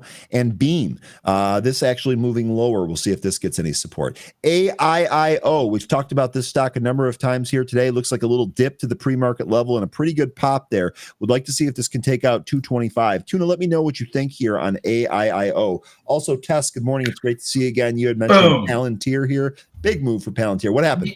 BLSH, we're knocking on 62's door. We pressed above the pre-market highs. This is we're getting what I was thinking we could here. I don't know for how much higher we're going to go beyond 62. We haven't even hit really 62 yet. We got to 61.92, but still a little bit higher than the pre-market highs. But I don't know how high this one goes, but at least we got to that near 62, which is what I was looking for. Okay, and that AERT, this is a penny stock group. Looks like they're talking about that, or it was a penny stock. I beg your pardon. Now 112. That's from a song. Anyway, AERT, this popping to the highs here. This halted here at 112. Let me take a look at my broker. Yep, halted at 112 here on AERT. We'll see if that gives us another opportunity. Okay, BRB 1 sec 13. No problem.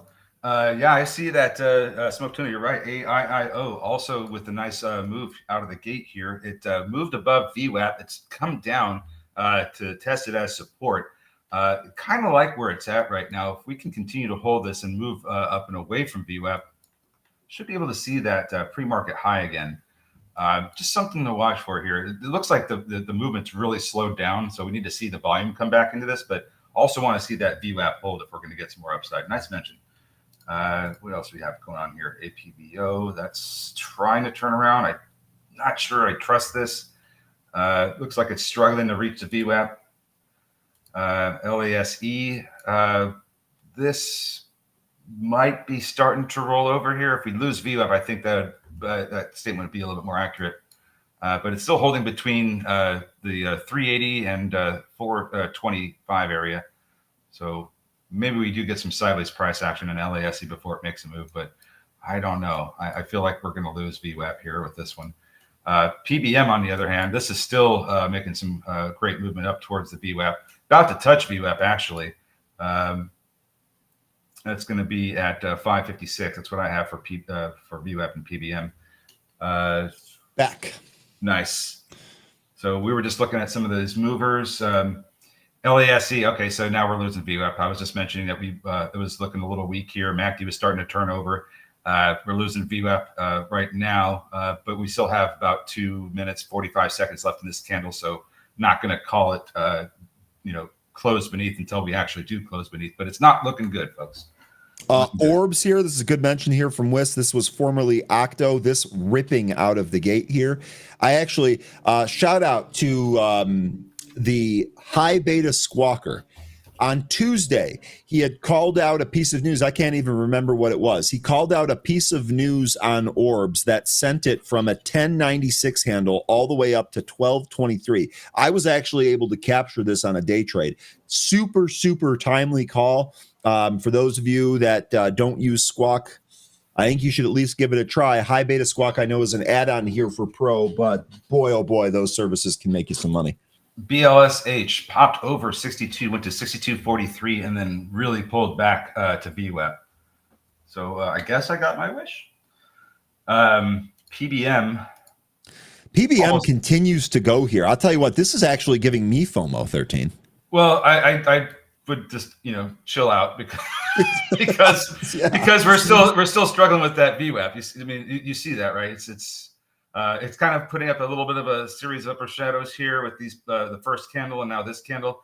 If it can't recapture VWAP with I think this candle or the next, then might come back in here. So that's something to keep in mind here with PBM. Yeah, I got a 3-cent difference here in the VWAP in TradingView to the VWAP in my broker. It looks like PBM is trying to close that gap up to VWAP, but as you said here, it's getting stalling a little bit here, right where it's at. Smoke Tuna saying it's still low volume. Volume sticks look pretty good, but in any case. Well, this current candle is okay. It's 1.7 million shares. But I think it's going to need more. Sure. Tennis's Life says, I haven't traded at all today. Me neither. I have no trades here yet. I kind of want to let the market tell me what it's going to do here. I know the broader market was higher here in the pre-market. It has pared some of those gains back. And as 13 mentioned, there were a number of pulls out of the gate. Take a look at Tesla here. Tesla is actually pulling out of the gate. I'd love to know what spot a Tesla buy looks good at. This is actually a high from the impulse move from the Fed decision yesterday. Maybe there's some support at this level. BLSH, man, it went all the way down to the 65 EMA. PBM went over VWAP, came back in. Looks like PBM still might be the best one to trade for now, but I just don't think it'd be a good idea to get it up here. We could see a rejection pretty quick. Just looking around here, NBIS pulled back. Amazon is pulling. Izzy, what do you think on Amazon today? Pulling to 229.5. 229 actually served as an intraday bounce spot yesterday afternoon. It served as a fairly decent bounce spot for us recently here. So, Izzy, let me know what you think on Amazon for a potential scalp long side 229. Rich Tech Robotics, good mention here Look at by Ed Edwards. This went up to 465 before it backed off. Now it's kind of selling off. You got a seller walking it down who's at 445 right now. Maybe we get some support from VWAP, but there are a lot of sellers from here upwards. So might have some tough time getting back above these levels. So now we're getting a little bit of a rejection at VWAP for PBM. Bullish, getting some support from the 65 EMA, but it's got that VWAP in the way now. I don't think it's a bad idea if folks are sitting on their hands, kind of, seeing as how this morning's started off. We didn't have any 100% runners, so our biggest runner right now on my scanner here is 53%. Yeah, so I think that's kind of telling you about how we should be trading today. If you're going to be taking any at all, don't stick around. Make sure they're quick in and outs. The price action might not hang around for too long. And one more thing, just to kind of add another data point here, the VIX bottomed out at 1433 today in the pre-market. It has been up out of the open here, back to a 15 handle. We're at about 15 and a half on the VIX. We'll see. We had talked yesterday on Happy Hour about, the market was raging here after the Fed decision, but we talked about this maybe pulling back. And I think next week, we're kind of looking for maybe a potential pullback. Maybe we start getting that a little early here. Yeah. Is he mentioning Fubo?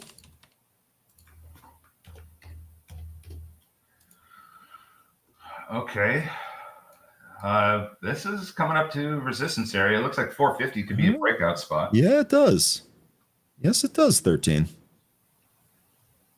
Was there news on this? I don't think so. Let me check here for you real quick.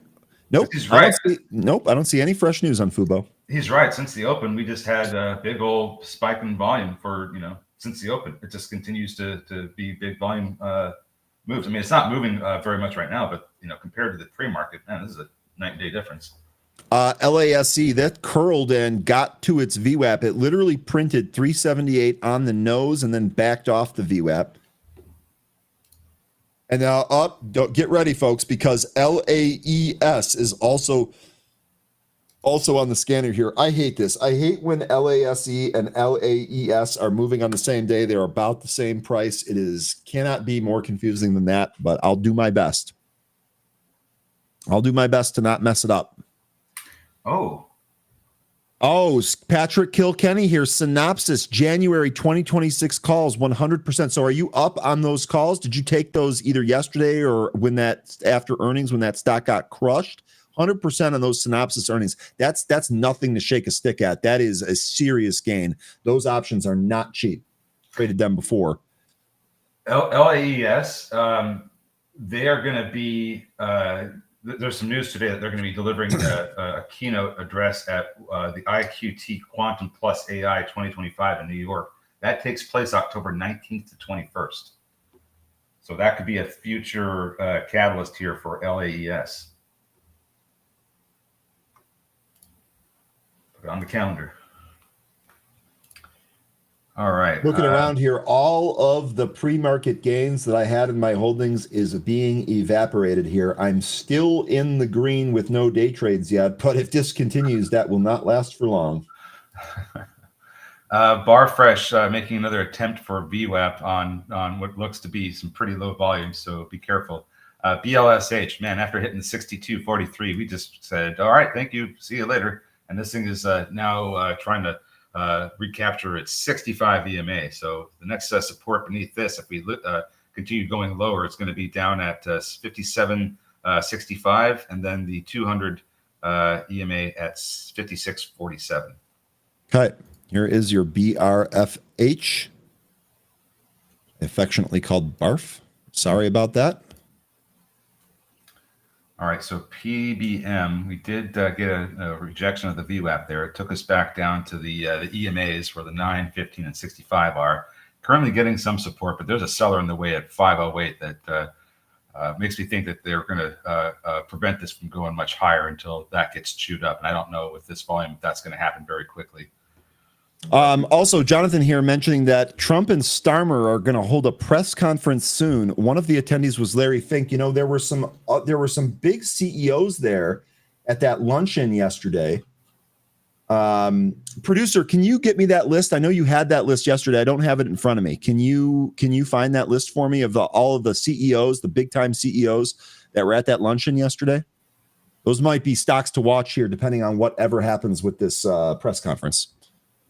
Sam Altman, here we go. Look at the producer. He's just getting it done every day. Sam Altman, Jensen Huang, Tim Cook, Robert Murdoch, Renee Haas, Larry Fink, Mark Benioff, and Christopher Ruddy were in attendance there. So maybe watch some of those stocks. PBM took that seller at 509. It's trading a little bit higher. We still have VWAP to get through at 540, but it's moving up. Let's see if it can get enough volume to go through VWAP.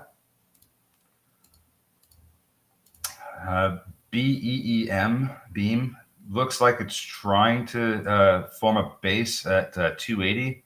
Haven't gone lower than that in the regular session here.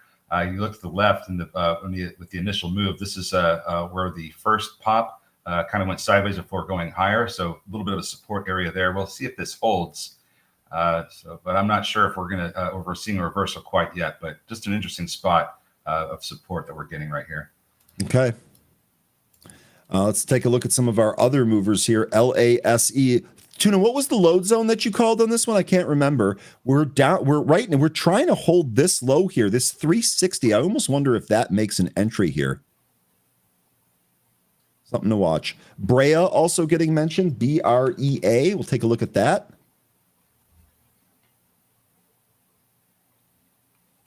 Oh, something in my eye right there. So Barrera. What's happening here? That reminds me of Terminator 3. Jose Barrera. This is another crypto treasury. They, I believe, Sol intends to drive shareholder value through its accumulation and staking of the Sol crypto. So 300 million private placement to establish that treasury, backed by ARK Invest and United Arab Emirates investors. Okay. Real quickly here, Barrington Edwards, can you put those names in the chat? Yes, my producer took care of that. I have the message highlighted here on the screen, but if you just scroll up in the chat there, you should be able to, I think, probably copy and paste right from it. Producer did the work for us. Thank you, producer. Looks like LASE is trying to get back above VWAP. So what's the thought here? Do we wait for this to maybe clear VWAP? Or I mean, I know, Tuna, you were looking for 355 on the entry there. Maybe we'll still get that here. Yeah, see, we really couldn't even get above VWAP right there. We tried. Yeah, the volume doesn't look great. No, right it doesn't. Now. There are a number of sellers in the way starting at 375. That's going to be a bit of a problem if we don't get that increase in volume that we need. So I've got VWAP at 375 here on TradingView. In my broker, it's at 377. What do you have for it? 377. Okay, so that 377, right in there. It's coming up to that area. It really needs to clear out. Got it. Yeah, but we need to see the volume increase, and it's just declining. Yeah, that's exactly what Smoke Tuna is saying. Watch the 1 minute volume in the MACD on the 5 minute. Beam is trying to recapture the 65 EMA as well. All of these don't have great looking volume, to be honest.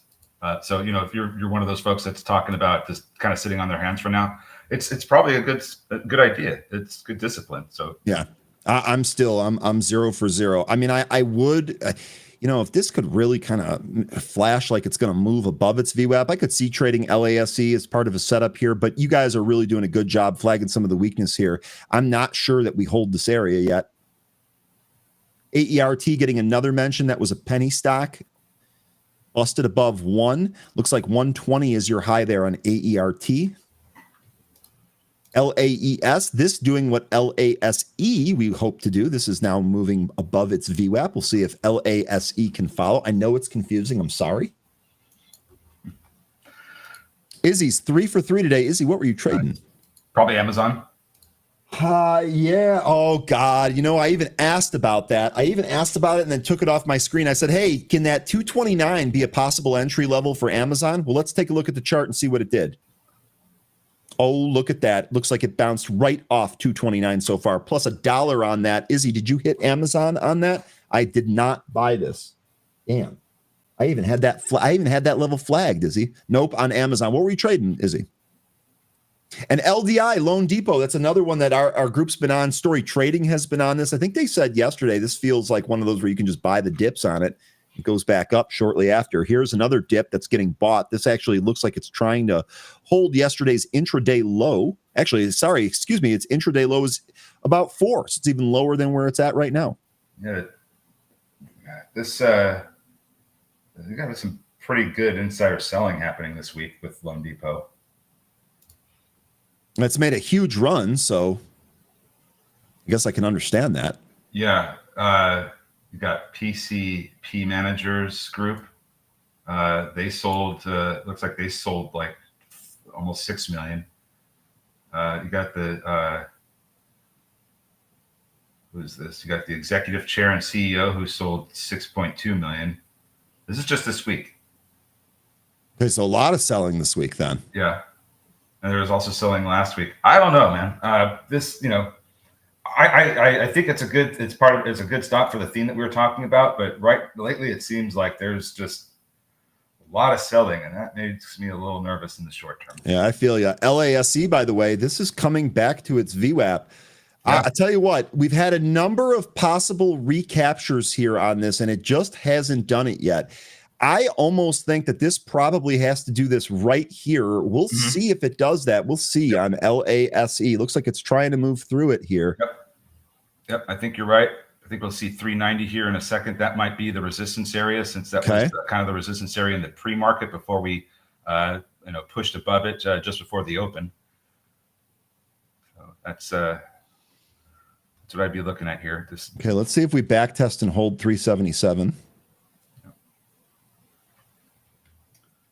CMG, I was saying that CMG had a nice bounce off 3560. Look, really quickly before I go to CMG, this is why I said I wanted to see it hold it. Look at that pull. Yeah. It's almost like it's kind of flashing and faking it out. Okay, we can probably be a little bit patient on there. You probably have to accept a little bit more risk if you're going to trade LASE here before it clears that VWAP and holds above it. Here's a look at that CMG. Still going down, huh? Still going down, 39. This actually erased all of its pre-market gains. Yesterday's intraday low was 39.40-ish. It looks like it actually pulled down to that level right out of the open.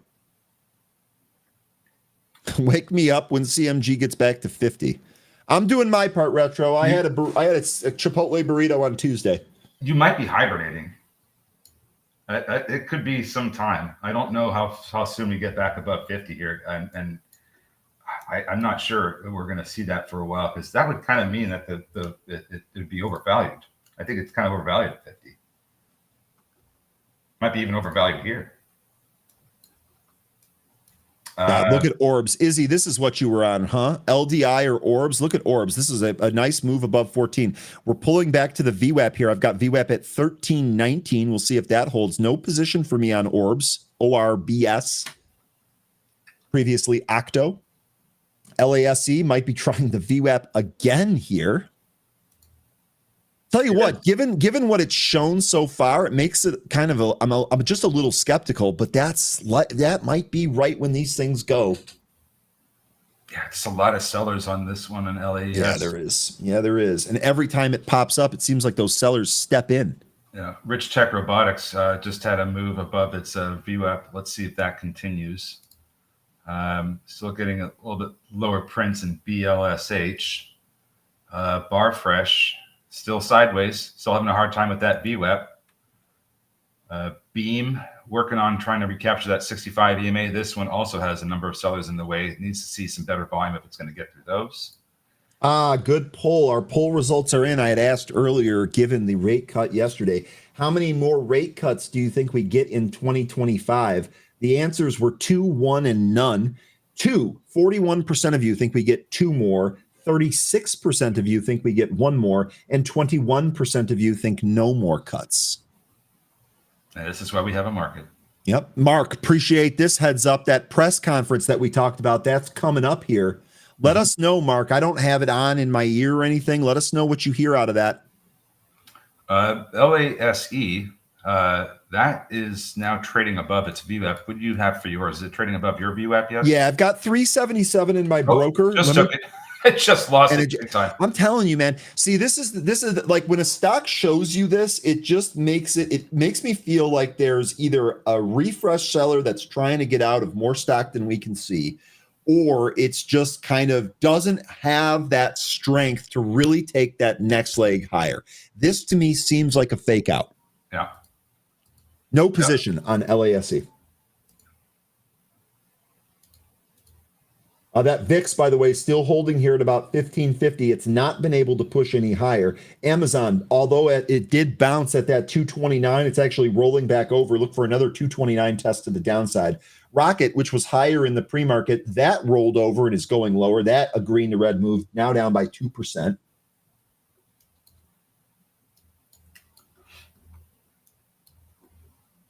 Oh, yeah. $20 is the support area. Yep.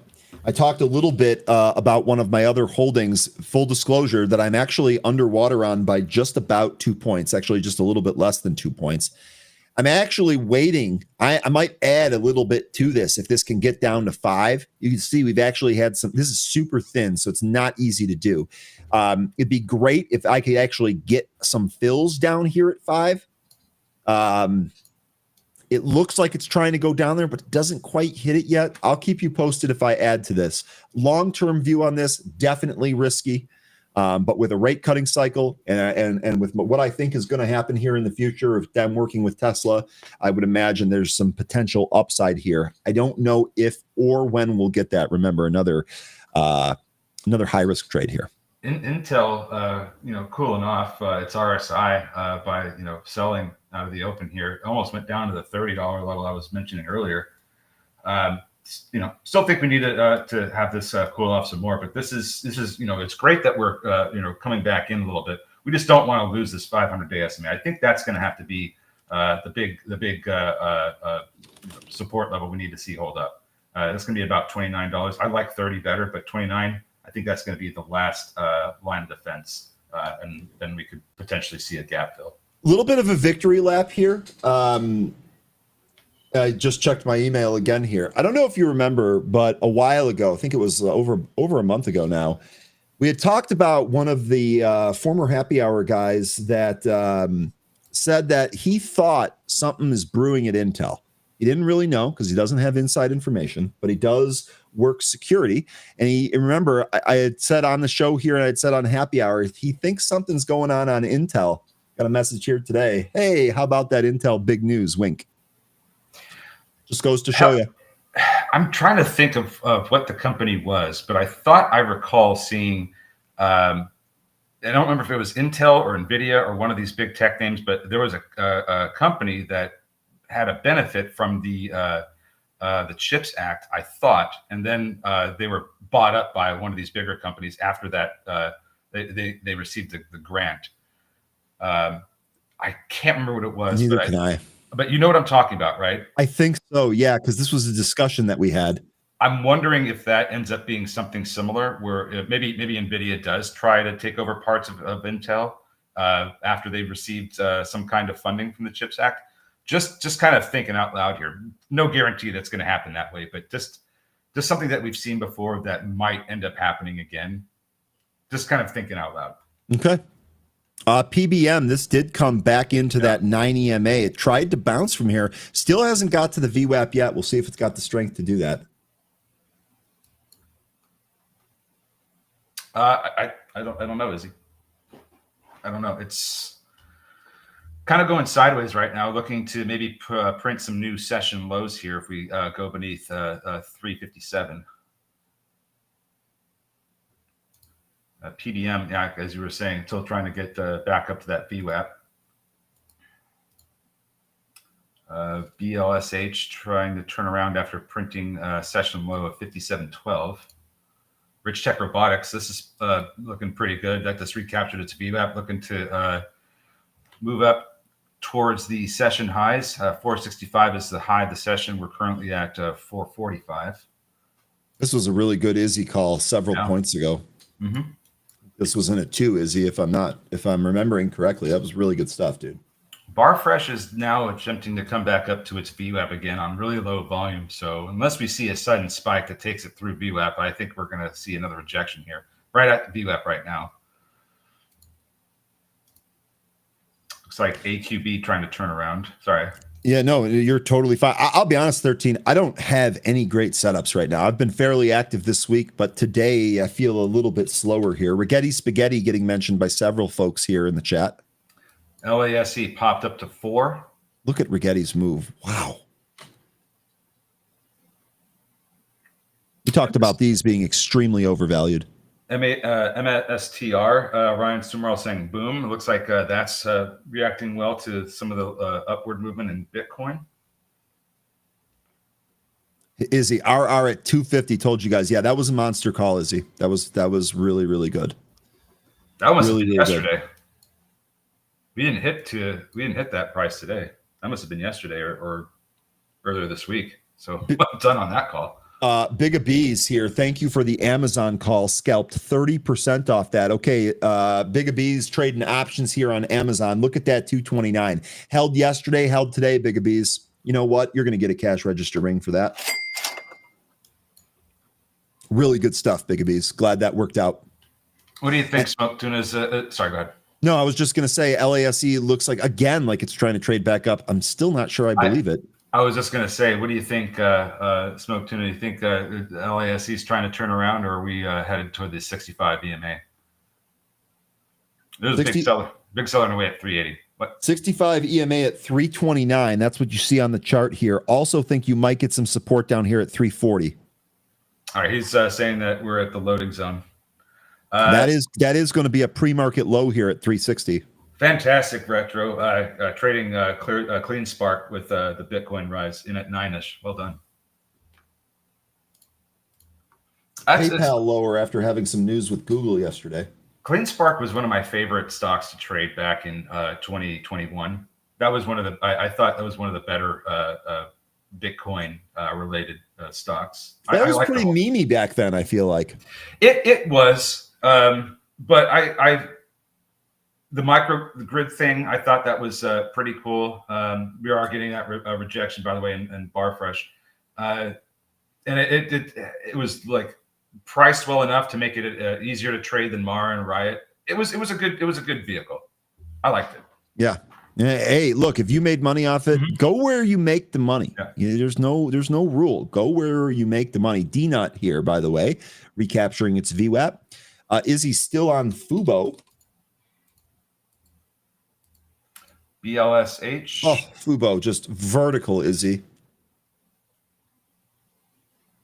All right. Looks like Lion's about gonna get a cat. Counting down the minutes till the nap. Lion, I love these mid-morning naps. It's like you're a cat. LAES looking to push over 4 if we can get that volume. Big sellers in the way at 410. Bullish, looking more bullish now, coming up to the 65 EMA. Looking for another test of that. This thing does have a bit of a spread, though, a 25-cent spread. Be careful with bullish. Beam, BEEM. This has been recovering ever since that drop out of the open. We are almost at the opening price again. PBM. This test of VWAP might feature a breakthrough.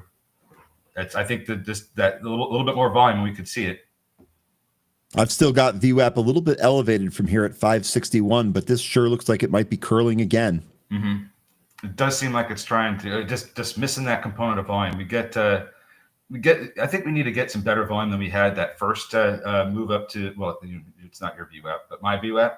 It's like the first 10 minutes in. So if we can get a little bit better volume than that, I think we'll see a move over VWAP. Just haven't got it yet. Lion says, I can't give up my nap even if you give me all the money in the world. Lion, I have felt like that more times than I can count We'll see if that holds true. Those of you trading Rigetti here, you're absolutely right. Robert, first of all, good morning, Robert. It's great to see you. Kenneth, I know that you were mentioning this too. New all-time highs here. This is what we were talking about when we mentioned Rigetti earlier. This actually set some new all-time highs yesterday, but now we're getting that blue sky breakout here. And take a look at this, the other trend line that we had to the upside. Nice move above that trend line. Just kind of a theme that we've been seeing here. Kenneth and Robert, do you guys have any upside targets here? Ticker RGTI. Oh, you know what? There's an alarm sound being played. Be right back, 13. No problem. Catherine, I'll look at CRSP for you. I haven't looked at this one in a little while. Let's see, CRSP. Okay. So CRISPR up 5%. This one looks pretty good. I like the daily chart. To me, this looks like it's going to come back up to those July highs. Just kind of has this pattern, this setup. Nice to see that it held above the 50-day SMA following its recapture. I think we need to see. Hold on a second here. I think we need to see this close over 68, and then that would be a good sign that this goes beyond 70. What do you think? We're looking at CRSP, CRISPR. Okay. I'm looking at the daily chart, and I'm thinking to myself that support from the 500-day SMA down from the looking at support from previous levels like in February and November of last year. Now we're moving off those levels, and it looks like you have 64 and 68 as the next big areas of resistance to get through with CRISPR. Yeah, the 64 one is a gap fill that goes back to the end of July. I think you're spot on with that. I would say 70 is probably another resistance area here on CRISPR. Yeah, we're also, by the way, sorry, 13, we're also above, just kind of looking back to the beginning of this year, we are actually above all of those high volume nodes. We're kind of testing the area in this low volume node. Let me see if I back this out a little bit more, if that holds. Yeah, you know what? So here, let me see if I can get that back here. So here you go. So 65, was that one of the levels that you gave? 64 and 68. Yeah, I think you might even be, yeah, this 65, this really kind of concludes this high volume node for CRISPR. This is actually looking back all the way through 2024 as well now. So I do think we're approaching a resistance area here at 13. And I think it's probably not a finite point, but rather an area. And I'm not just saying the 70 level is wrong or right or anything. I'm just looking at 68 and seeing that we only had one close above that in recent memory. That was on July 23rd, and then the very next day we went right back down. So 68 does kind of stand out to me as a level that we need to see multiple closes over. There you go. There you go, Catherine. Let us know how you do on it. Robert wants to take a look at CrowdStrike, saying that that's doing really good. So here, you know what, Robert? This is a good mention here. You know what I got to do? You guessed it. Got to extend this trend line out here. This represents our target. Robert, what do you think about 515, 516 as an upside target here on CrowdStrike? This has actually been a pretty good move here. CrowdStrike holding shares are trading higher as investors react to yesterday's announcement about the company's AI initiatives and acquisition plans. Also, multiple firms raised their prospective price targets on the stock this morning. Look at that trend line and look at the RSI. And when you put those two together, you're like, yeah, we could certainly hit that trend line and then back off from being extended. Oh my God, you're absolutely right. Look at the last two times we tested this, the RSI. Yeah, you're absolutely right. That's a great call, 13. Yeah, no, thank you. And if this kind of helps with your trade plan, absolutely take that and use it. This is a great move today because it's a kind of breakout from being suppressed from the 50-day SMA for the past actually all week, and now we just had a big move up and through it. So I would really like to see that trend line get tested and then come back in. That'd be great. Let me check some of those stocks that we were looking at for possible regressions back to the mean on the extension. Look at Micron still going here. That was one of four. Here's Western Digital, more new highs here. SNDK was another one here. That put in some more highs. And then STX was the final one on that list. Tell you what, all of these still pushed a little bit higher. I still think that Derek's onto something. I still think this entire group here is likely to pull back. Let me know if anyone takes a position on these. None for me yet, but I am watching that. We're also being asked about Costco. And for me, this one I feel like is is going to come under 900. I felt that way for some time, pretty much all year. We did get a print under the 900, but that was when we were selling off as a result of the Liberation Day. But I feel like we're going to come back down and test 875 at some points in the future again here. I'm not sure we're going to. I feel like we're going to see the underside of 900 before we see the upside of 1,000. Yeah, here's what I got. I got a little bit of a wedge kind of formed here on the daily from those Liberation Day lows on the downside trend line, or the bottom trend line there. The top one, of course, goes from the all-time highs or through the two highs here. We're in this compression zone, but 13, to your point about 900, I suspect that if we break out of the bottom end of this wedge, 900 probably on deck there. I like that trend line that you do on the bottom there. I would say that if we start losing that, we get some closes under that trend line, I think you're going to see the price go down to 900. Okay. All right. Good stuff there on Costco. Thank you, Jonathan. Trump and Starmer taking the stage now. I don't see it on CNBC, but that's a good mention. We might see something tradable come out of that news. Or excuse me, we might have some tradable news come out of that. Speech or whatever, group speech. Yeah. Every struggling with my words today, 13. I'm sorry about that. It's no problem. Hey, no problem, Josu. Hopefully your trade works out for you. I do like Costco, long term, but I've wanted to see this come back in for some time, to be honest. And when it does, I think it's going to be a good time to buy it. Yeah, I've been a long-term holder in Costco. Would love to add. Never feel like I have enough, frankly. So would love to add on one of those pullbacks. Lion here says, Ryan, I'm afraid that this AI craze is going too fast and getting insane. The valuation is not making any sense. I'm afraid it's not going to end well when the market comes to its senses. This is a common theme amongst the discussion in Happy Hour. The one caveat that pretty much everybody agrees with, regardless of their experience level, it could go on for God knows how long. We don't know when the market is going to, quote, come to its senses, end quote. It makes it more difficult. Yeah. I'm with you that a pullback here would actually be great, or a pullback soon here would actually be great. We'll see. We'll see when. Smoke Tuna says AI is a bubble. Nobody's selling. They're just holding. They're just diamond handing. All these paper assets. We've really talked about this at length in Happy Hour about how this could go on. That everybody just keeps holding. Nobody wants to take gains and pay taxes. Don't blame them.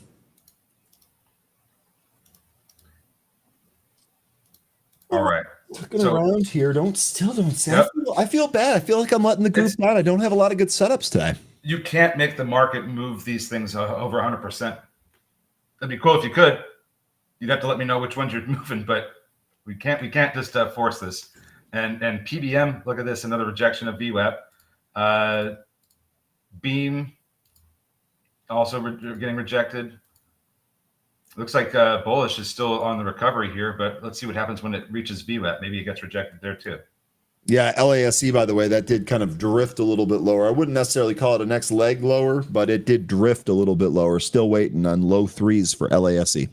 Yeah. APVO just had a big volume move here. This is running into the seller at 240, trying to chew through this seller right now. Coming up to VWAP, APVO. AQB new lows, LASE new lows. It's got a seller that's walking this down a little bit, it looks like. Is he saying, stuff your being patient, Smoke Tuna? We need another one. Is he just no chill here? Hey, it's probably going to be one of these days where we just got to sit on our hands. Let me be clear. I get it. I get it. I'm kind of feeling a little antsy here myself. Really wish I've done something here so far, but I just don't have a great setup, and I'm trying not to force it. I tell you folks not to force trades. So what kind of jerk would I be if I'm out here forcing trades myself? AQB trying to turn around. Maybe we get some turnaround in some of these names. Just to keep an eye on the ones that have been getting hammered lately. I might be turning around. Looks like LAES, the other one that we are getting confused with. That looks like it's setting up to make a push over 4. Matt, beg your pardon, Matt. Good to see you again. Matt mentioned the TLT here. This down to an 89 handle in the TLT. Hey, Webcoin, great mention. GPUs. We already traded this one before. This thing has been on a run this morning. It's a penny stock, but it's been on a run.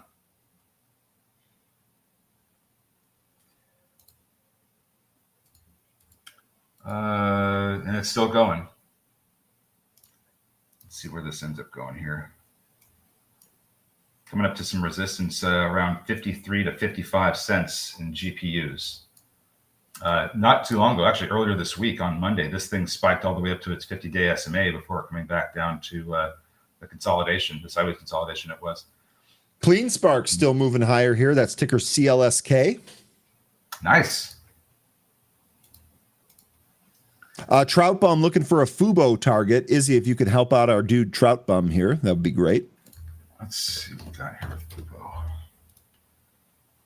A BMNR. Yeah, this would have been a fairly decent trade. I didn't really have it on my radar. This nice little impulse move up to about, 63.5.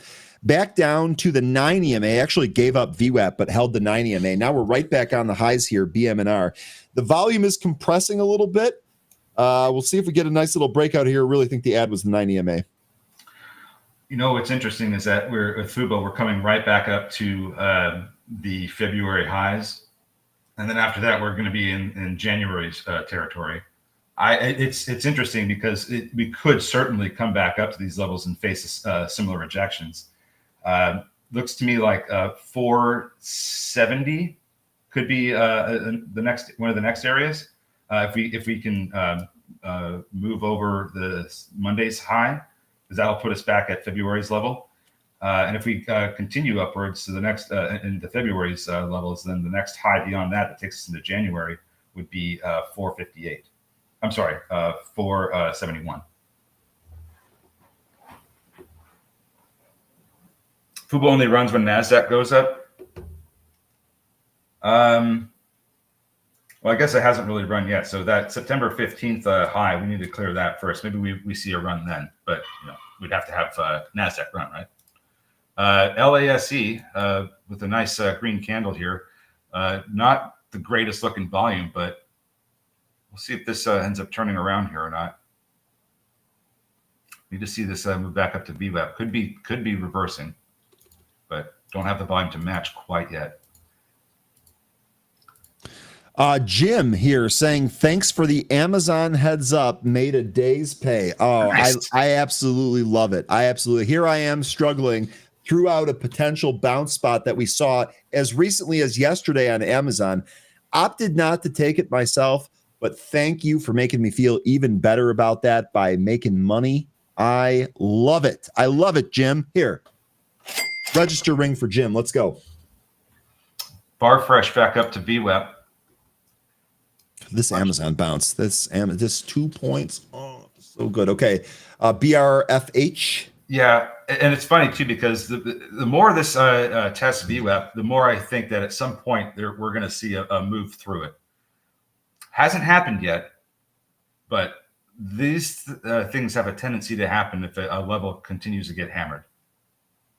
And that's kind of what I think we're seeing here with Bar Fresh, is that the continued hammering of that VWAP, the continued hammering of the VWAP.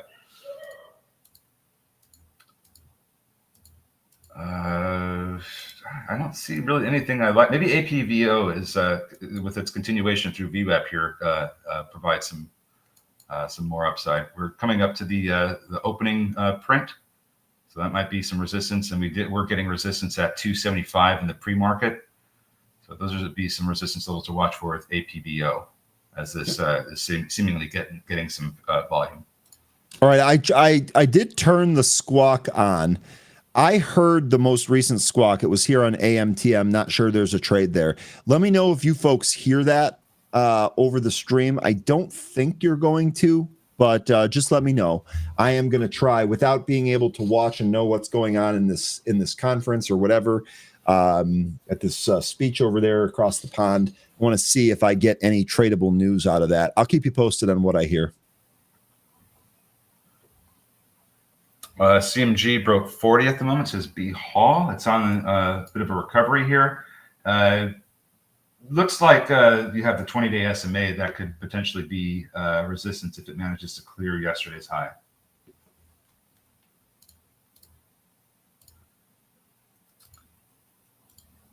Anything you see that looks good? We got APVO kind of pulling back after hitting 254. Nothing really looking great. What do you folks see out there? Yeah, I saw that too, Christoph. It did have a sudden volume spike, but I think we need to get a little bit more here if we're going to clear that 254 area where we kind of opened at. Real quick, this is courtesy of the Benzinga Pro Squawk, by the way. EOS Energy Enterprises CEO will be on CNBC this afternoon. If we take a quick look at the chart here, you can see what kind of move EOSE has made before. I feel like we've traded this with our group here before. CEO appearing on CNBC this afternoon, ticker EOSE.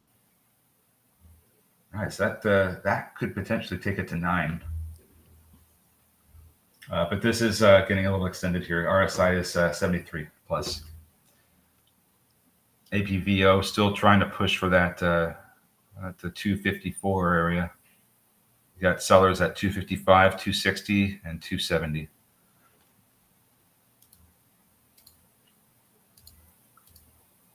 Looks like Barfresh still trying to make a push over that VWAP. Just missing that component of volume. God, look at this LASE. Yeah, exactly. Exactly. Yep. What? I was just going to say, this LASE has really kind of been tough. I know it's kind of shown like it wants to bounce a few times, but the reality is this thing's just riding the 9 EMA to the downside.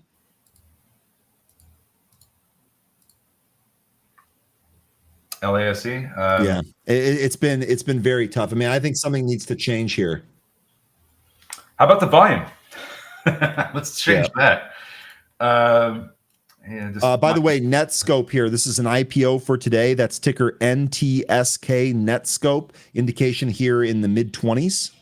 Not open yet. How did Stub fare this morning? Yeah, you know what? It did not fare well yesterday. And it didn't fare well this morning either. Going lower. Look at this.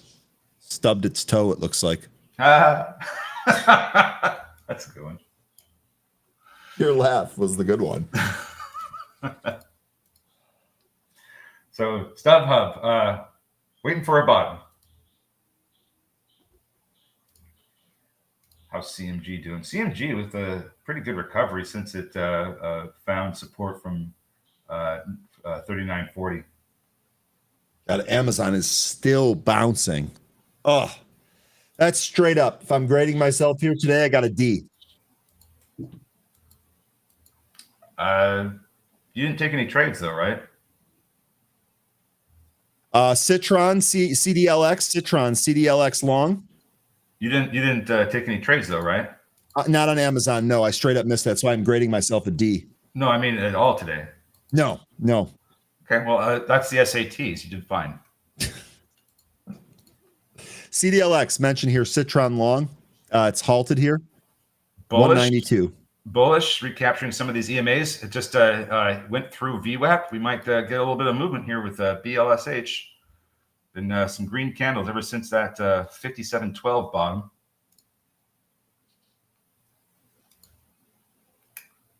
Rich Tech Robotics. I want to think that this is trying to recapture its VWAP, but the MACD makes me think this probably is going to come back down to 420.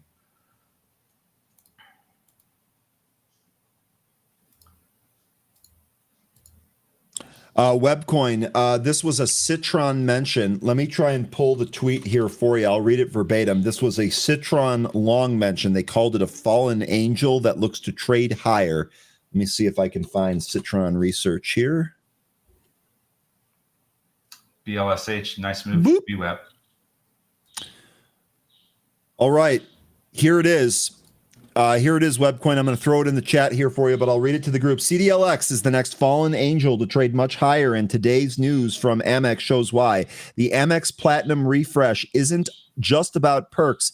It's about the future of first-party data. CDLX is already integrated with Amex, Chase, BOFA, Wells Fargo, Citi, Lloyds, and with proper execution, CLDX is on the brink of their app-like transformation. That's ticker APP, like transformation. Citron will continue to update. That's what popped this into the highs. CDLX. And you know what, Robert? This thing could go on for a while. I mean, it's really extended, so I'd expect this to come, cool off. But this looks like it could be going over 1,000 again, following a pullback. We're going to be seeing more expansion in the U.S. with chip manufacturing capacity. I think ASML is going to have a really good future. You tell me what you think about that. That's a thing behind the thing trade. Oh, it is probably one of the biggest ones. Yeah, one of the more ultimate things behind the thing. Yeah, absolutely. I agree with your assessment. 13. Cam, the bird's name is Cleo, and he is chirping with virtual birds right now. LASE. We have recaptured 360. We're trying to go back up to VWAP. Not looking too bad at the moment. It's his largest position. Excellent. I'm glad to hear that it's doing well for you.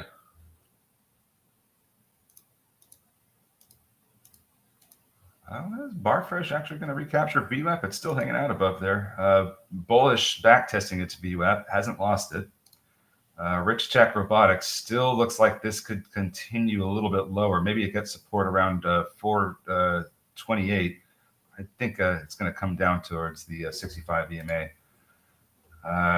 Meanwhile, LASE continues to try and push up towards the VWAP. What do you think, Smoke Tuna? Do you think this is the move, and we're going to get through that VWAP? SES, by the way, bull flagging on the 5-minute is that's higher. Let's see on LASE.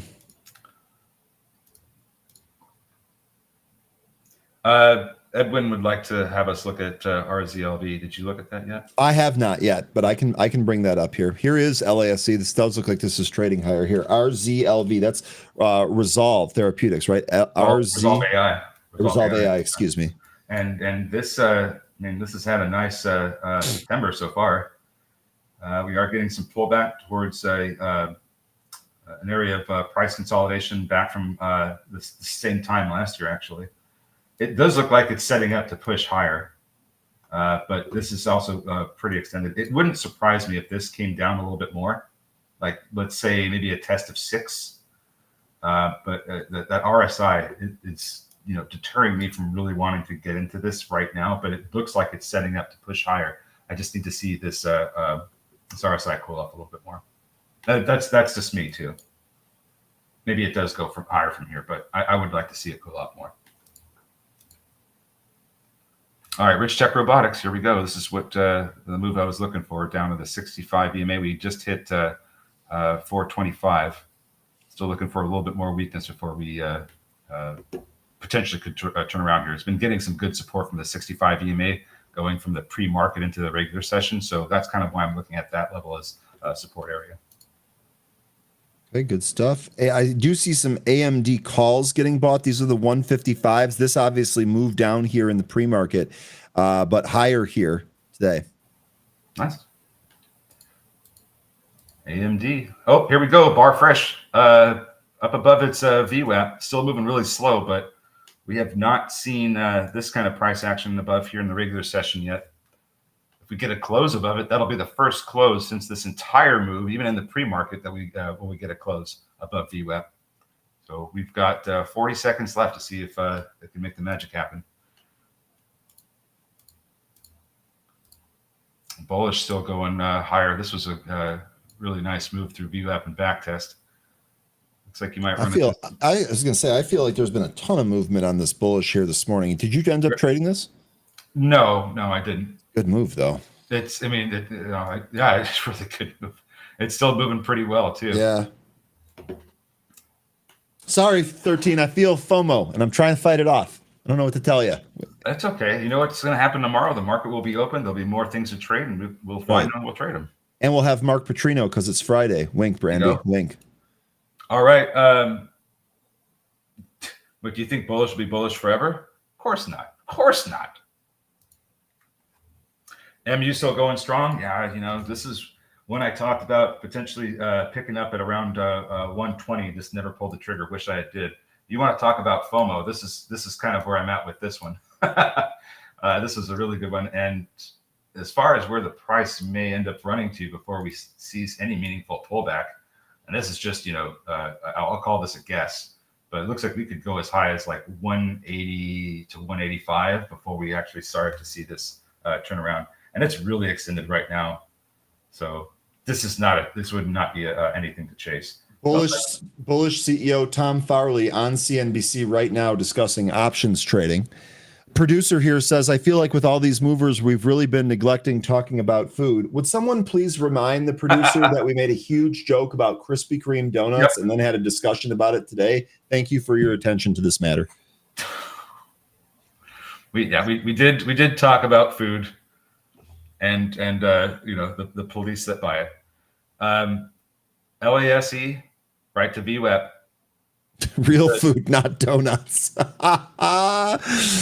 All right. Is this the time that LASE gets above the VWAP?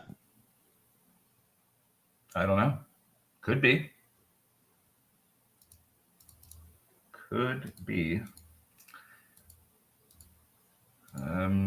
Bar Fresh. Look at that. Finally did it. Took this thing all the way up to near 4, backed off at 396. But looks like Bar Fresh barfed up some profit here. 13. Oh, what are you looking at? I was reading some of the chat here. Our chat, just once again, just the greatest group ever, making me laugh here. But I also laughed at the Bar Fresh comment there. Oh, okay. Just wanted to make sure that my joke didn't go unrealized. DraftKings short report from Bear Cave right now. That's DKNG, short report, DKNG. That might be a trade setup. Bullish, now that the CEO's on, it's still going higher, trying to get back up to those levels at the open. 62.43 is the high of the regular session. And let's take a look at DraftKings here. DraftKings shares pulling a little bit here. Oh, and DraftKings down at a support area too.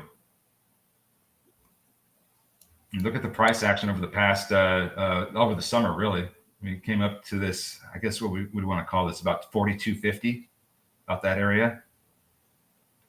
Had support from that. I tried some DraftKings on this pull here real quick. Just looking for a quick scalp. We'll see if we can get back to above 43. Got the VWAP there at 43.01. Yeah, it hasn't even hit the news wire here yet. Nope, I got it from the squawk. I'm trying to run squawk in my ear here. It's not easy, but I'm trying. Okay, closing that scalp out before it goes red. I'm going to keep watching DraftKings here, but CDLX is also open now after its halt. What's that DraftKings competitor? Is it FLUT? FanDuel, Flutter, FLUT. Okay. Just kind of wanted to see. DraftKings bouncing now back at 43. It's actually struggling to get above 43. The VWAP happens to be right there. Bullish, looking pretty bullish. Just wanted to see if Flutter was going to do anything with that. I guess once this new, because you just heard the announcement. I haven't seen the news hit the wire yet. Once that does for DraftKings, maybe we see some more movement out of Flutter. Thinking about it says our chat just did a secondary offering. DraftKings now trying to move back above 43 here. I'm out the scalp. It was peanuts. It actually came down against me a little bit. I didn't really make a whole lot there. I'll keep an eye here on DraftKings though. Above 43 now. Oh, you know what? I pulled up the wrong ticker here. I think it was CDLX that we were waiting for to get out of halt. Yep, this went higher here. CDLX. Oh, shoot. Oh, this is the Citron one. Okay. Yep, this is a Citron one. The DraftKings short report was Bear Cave for those that are keeping track. Not that much of a movement there. You got about a 35-cent move.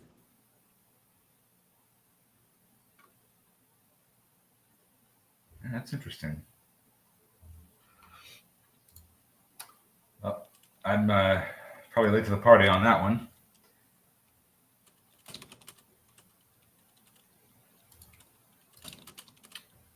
LASE coming down. Yeah, a little bit of a pullback there. Keep in mind, we are past that 10:30 time where volume does leave the market, as if there was already enough, not enough volume in this market to begin with. Could experience even less of it now. LASE though, sorry, go ahead. That's okay. DraftKings still just hovering right here about 43. See if it ends up going higher here. I'm out though. Just basically tried to play a bounce back on the pull from the news.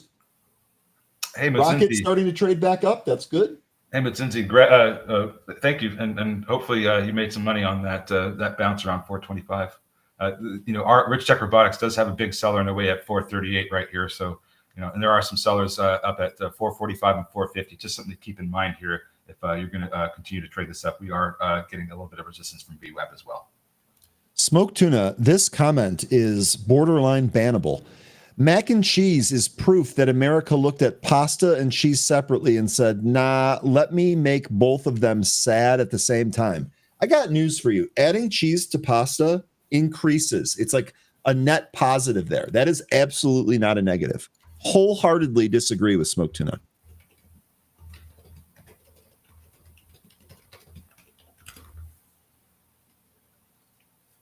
Smoke Tuna, a pretty good joke here. When the FBI boss buys a donut stock, you know the market's about to get frosted. But if it tanks, he'll blame a hole in the intelligence. Smoke Tuna, that's not terrible. Yeah. The take on mac and cheese was, but that joke isn't. Yeah, and I guess Parmesan's just not for everybody, but Italians did invent the whole cheese on pasta thing. Parmesan is great. I like it. Nice fresh Parmesan wheel, freshly grate over it. Oh. Beam, trying to recapture at 65 EMA. Sorry to divert. It's okay. I'm starting to suspect that this was all a bit of a ruse here to get us to talk about food again, because you knew I didn't have the mental fortitude to hold it off, and then you just knew I would keep going, and I think that's what happened here. This is borderline market manipulation, guys. Oh. Yeah, just not a lot of really interesting looking things out there right now. I mean, CDLX, that's great. That continues to push higher, even though it's starting to look like it might top out from this movement here. But yeah, as I said, we're at that time where volume does leave the market. So I'm not expecting anything grand to happen here with any of these movers. Oh. Mac and cheese. I mean, look, our chat's the best. I say it every day. I'm going to keep saying it probably till the day I take my last breath. This chat is awesome. I think George Carlin had it right. That's what America's mascot should be, just a big bowl of macaroni and cheese. Maybe with some pepper on it. I like crushed red pepper on my mac and cheese. Kick it up like Emerald. Bam. I like black pepper on it. Trump's still talking about stopping wars. I wonder if that gives any of the defense names a pop. Is he referring specifically to Russia? Because that's kind of the big one right now. KTOS a little bit higher here. Let's see here. LMT, that's lower. NOC, that's lower. Yeah. RTX lower. GD lower. Aerodynamics, that's a good one. So it doesn't look like KTOS, the only one that's higher there from the list. Doesn't look like the talk about ending the wars is having any impact on the defense stocks. Hey, there you go, Shady Wady. Bacon bits. Real bacon bits, not that stuff that comes in a bottle, but you make up your own bacon, cut that up, and put it in there. Out CDLX 235. Izzy, great trade on that. I'm finally getting a little red here in bullish. The CEO stopped talking.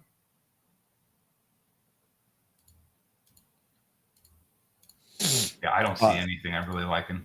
Yeah, me either. DraftKings actually rolling over, giving up 43 there. Really didn't move a lot. I was hoping for more movement out of that. Kind of a disappointing Kind of a disappointing short report pop or drop in pop there. Here we go. It's finally out. Let me get my teammate the list here that he needs. Yeah, I'm gonna have to go through a lot of this. Interesting. I don't know that this is really going to move the needle a whole lot just based on this initial scan of the report. But let me dive into it later on. Maybe there's something I'm missing. Anyone got a thought on FedEx earnings tonight? They report after the close. Oh, let's see. I would kind of wonder how is that deal with Amazon working out? Because they recently had a new agreement with them, didn't they? That's a good question. I don't know off the top of my head. Bigabees says football tonight with a bunch of exclamation points. I really wish the game was better than Bills Dolphins. You think the Bills are going to smash the Dolphins? I mean, I think so based on what I've seen. I understand that, any given Sunday or Thursday or whatever, but okay. Sorry. I just want Achain to score a whole bunch of points because he's on my fantasy team. I have heard that name pronounced so many different times. I don't even know how to pronounce it. I don't either. Achain's probably wrong. What's the other way? I've heard of Acane, yeah. Shane. It's like a whole. I'll have to wait and see when he says it himself, and then I'll know. I'm sure he said it somewhere. I just haven't seen it. FDX thought about selling $200 put. Here's kind of where I'm at with FDX. Ryan, do you want to draw a trend line? Yeah, let me do it on the bigger chart though. I cannot. JL, nice castaway reference there. Oh yeah. Okay. Okay. Do you see it now? Oh, actually, no. You don't have it back out far enough. I'm talking like so you can see 2020 as well.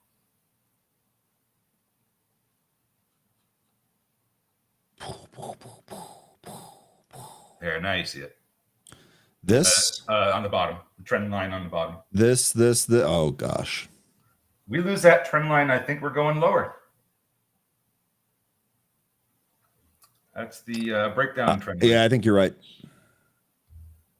So that's kind of where I'm at with this. Now, let's say that they do good on earnings and they have they beat, they guide higher, everything looks great, and it's not going to be a breakdown. Well, I have levels for that too. 240 is going to be the big level I'd be keeping my eye on.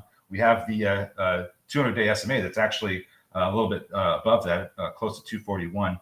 Yep. There's also a bit of a resistance area on the top side here around 315 to 317. We're far away from that, but that's kind of already been topping out. If we do have good earnings, we can recapture 240 and some of these simple moving averages. I think we could see 300 plus, but that's not where I'm at with this one right now. I think we may end up going lower. But as I said, if we do have a good earnings report, good guidance, need to see a recapture of 240 first.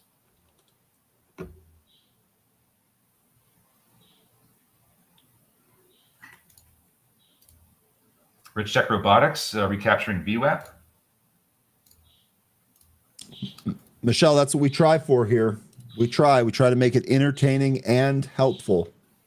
Jane is mentioning GRR. GRR. Again, let me go back to my main workspace. Sorry, we're doing a lot of charting here. Okay. Yes, Matt Mutsinzi. Yes, we do know why. They had a collaboration with NVIDIA.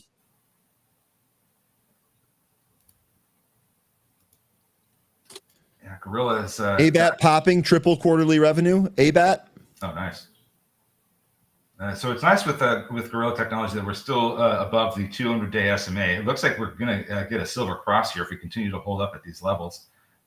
Seems like there is going to be some pretty good resistance around 22. So keep that in mind as we approach that area. And you can look on a daily chart. If you put a horizontal line at 22 and look to the left, you can see how that's been both support and resistance historically. Your 22 level. Yeah. And then just kind of look to the left there. Well, you can already see how it's been support and resistance. So Rich Tech Robotics looking pretty good here, approaching 445. There's a big seller on the way at 450. For ABAT here, I would watch 270. It's popping a little bit on that news, pre-announcing some of their revenue. Oh, that's cool. That looks pretty good. Seems like it's going to try to make another attempt to run up to 4 again. It seems to have these kind of really out of the blue days where it just runs up multiple dollars, like it did back in December last year and July earlier this year. So wondering if if the next time that this runs up, if we go higher than 4, where it's been kind of running into resistance. CDLX, that is moving here. So that is, again, on the Citron thing. ABAT's sitting there at 270, not in it. Here's your CDLX. 260 looks to be the high there. Smoked tuna's in that at 216, by the way. This thing could probably go up to 320. 320 today. Got plenty of time. Getting a little extended, though. Looks like bullish is running out of juice. Kind of stalled up here. Bar Fresh coming back in. Beam, this is still pushing a little bit higher. Just been very slow to do so. Don't know if I like PVM anymore. LASE still trying to get above that VWAP. Yeah, I don't know. Not liking any of the movers from this morning right now.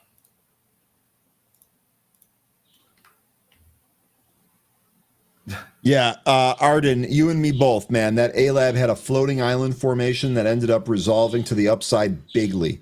There's a huge move higher there on A-Lab. That was a great one. Get the register. Wow. Yeah, that's the one we had the trend line on. Yeah, yeah. And we're just continuing to print new all-time highs. I don't have any stomach for something like this up here. RSI is over 81. I think this is going to need to come back in before I want to take a stab at it.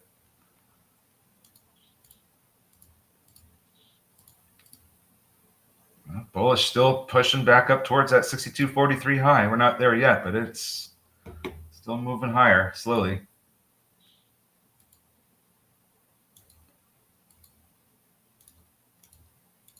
What's looking good, folks?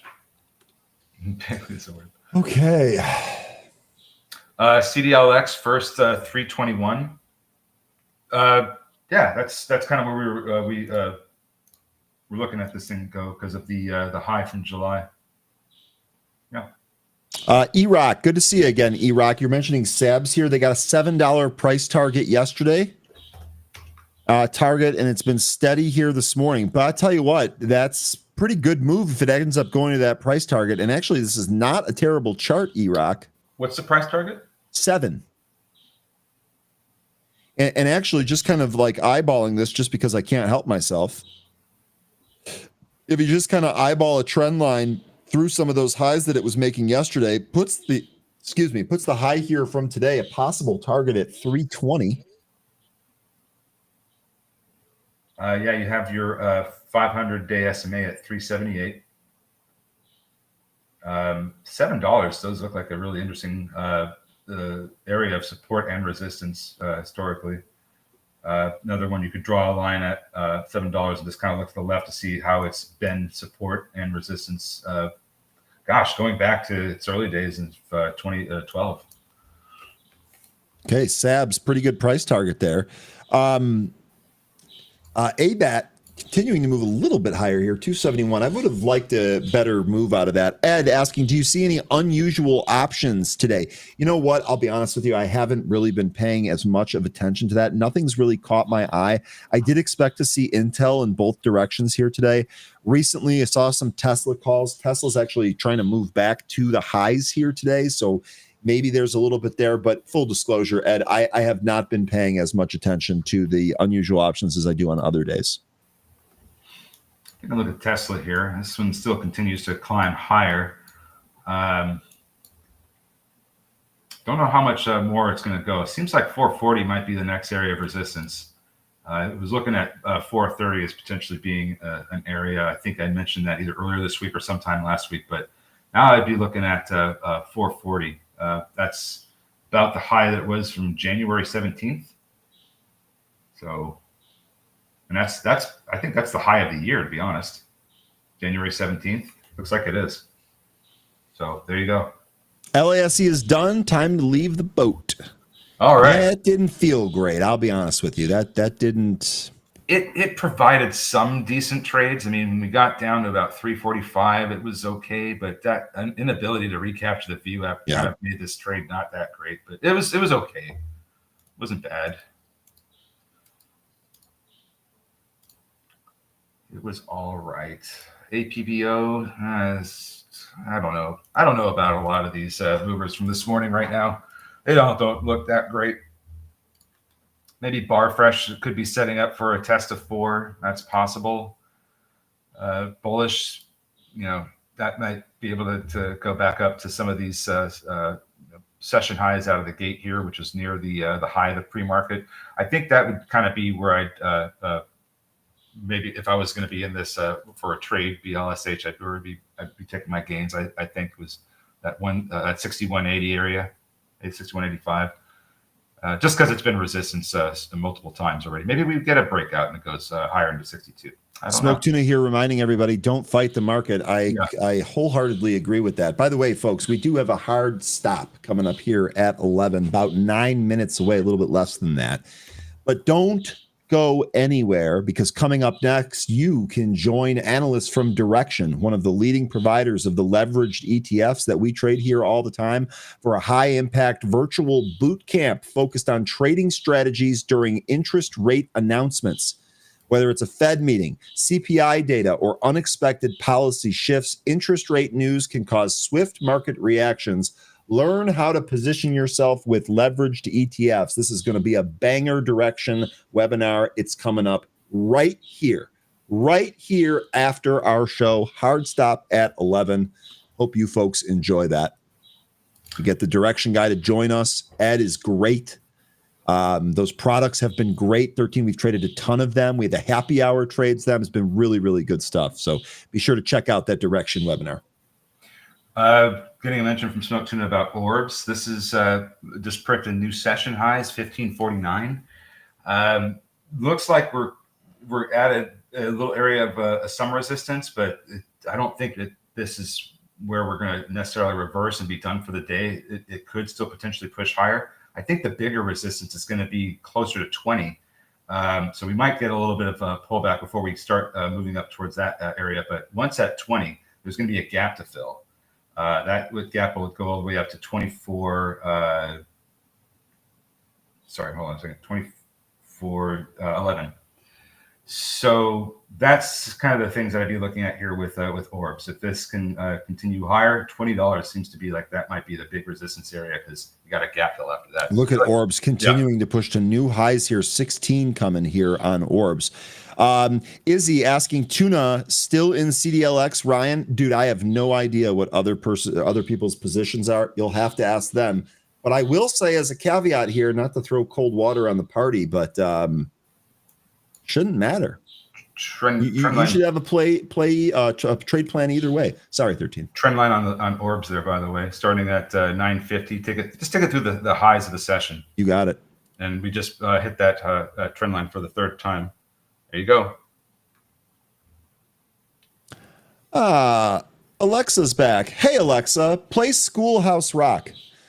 In all seriousness, though, can you please share your thoughts here on UNH? Let's take a look at that. We looked at UNH earlier. We talked about some of the targets that we were looking at for UNH here. Let me refresh this here. Let me zoom in so we can see what we're looking at. So here's the thing, Alexa. We did not fill the gap. I would imagine that this 378, 379 gap is going to get filled eventually. We pulled back a little bit prior to filling that gap.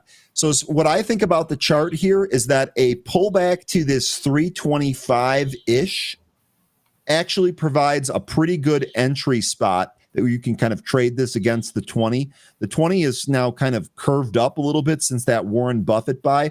So it does appear that we have a positive trend. As long as we can stay above that, new entry down here at the 20-day probably makes a lot of sense. Ultimately, I do see this trading higher and filling this gap. Again, that price target there, anywhere between 377 and 379. And I would say that the next target above, probably the 417.73. Now you're asking here for a monthly chart, so you're looking for a more longer term play. That makes a lot of sense. One of the things that I'd be looking at on the monthly chart here would be a move back towards the 470s. Now, I don't know how long it's going to take to do this. I suspect that you're going to have a number of people watching the earnings like a hawk here, and any real big movement that might require some good data to kind of back it. And I don't know that we're going to get that.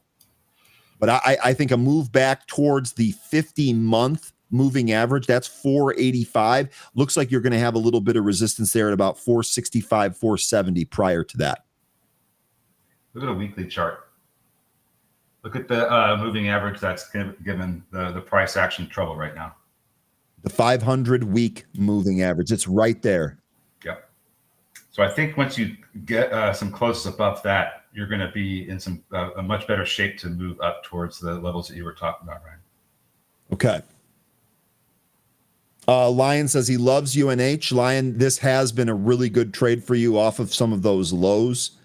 Yeah. Okay. You know what, 13? The way I would say this, Alexa here, 348.5. That's going to be your 500-week moving average. Clearly, this is finding resistance at that spot. This is spot one. Got to clear this out. Next, I think you got 377 for your gap fill. Above that, I think you got 413. And then ultimately, going back to your monthly chart for some of your longer-term price targets here, got to think that this 460 to 485 area would be your next upside target. Let me know if that's helpful. I don't know if I got anybody with the Alexa comment today. I know we did that before. I'm not sure if we got that today. We'll keep trying, though. BEEM making a break for its VWAP, even if it is slowly. This has probably been one of the better slow moving names today. Yeah, that is BEEM. Oh, yeah, look at that. LASE. Smoke Tuna was mentioning that just a second ago. We just moved through VWAP. Did we finally? Are we holding above it? Well, we're still in this candle right now. Resistance is at 380. There's some sellers in the way here from 377 to 380 right now. So yeah, let's move through those. MACD is looking interesting, like it wants to try and have the momentum swing to the upside. So we'll see if volume increases. I think that's going to be the big component here. Brea opened, spiking, going to halt again, 1826. Brea, whoever's in this. I have no position on this, not in this one. Out of halt, open, going to halt again here. Halted. Whew. BTC to 127 by Monday. Thoughts? What's driving it? What's going to get it to that price? I mean, I'm not agreeing or disagreeing. I'm just curious. What's going to get it there to move $10,000 over the weekend? What's the news?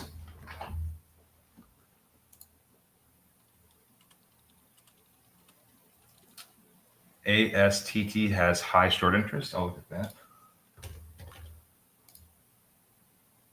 that. ASST. Okay. I'm gonna say I'm not getting anything with that one. So Strive has, what is the short interest here? 42% of the float short with 1.3 days to cover. So that must mean the float's pretty small, I would think anyway. Float is not small, it's massive. So I don't know where the discrepancy is here with the readings that we're getting on the short interest versus the float. Does it really move that? It can't move that many shares in a day. There's no way. 1 day to cover with a massive float. I don't know. I'm sorry, I don't have more commentary on that. That's okay, because we actually ran out of time. We have a hard stop here at 11 for the direction webinar. We're going to get you over to that. Don't go anywhere. I'll send you there. 13, any closing words for the group? Hey, folks, another wonderful day with you. Sorry it wasn't as exciting as some of these 100% day runner moves that we've been getting. But you know what? Tomorrow's another day. It'll be a Friday, and we'll find some more. We'll find some movers. We'll trade them. We'll make some money. It'll be a good time. We'll have a great weekend. Take care, folks. See you tomorrow. Goodbye. Great job, 13. I'll see you later, and we will see you tomorrow, folks. Again, we're going to send you over to that direction webinar. If you want to learn how to trade this market with leveraged ETFs, this is for you. You don't have to go anywhere. Stay green, stay safe, stay focused. We will see you.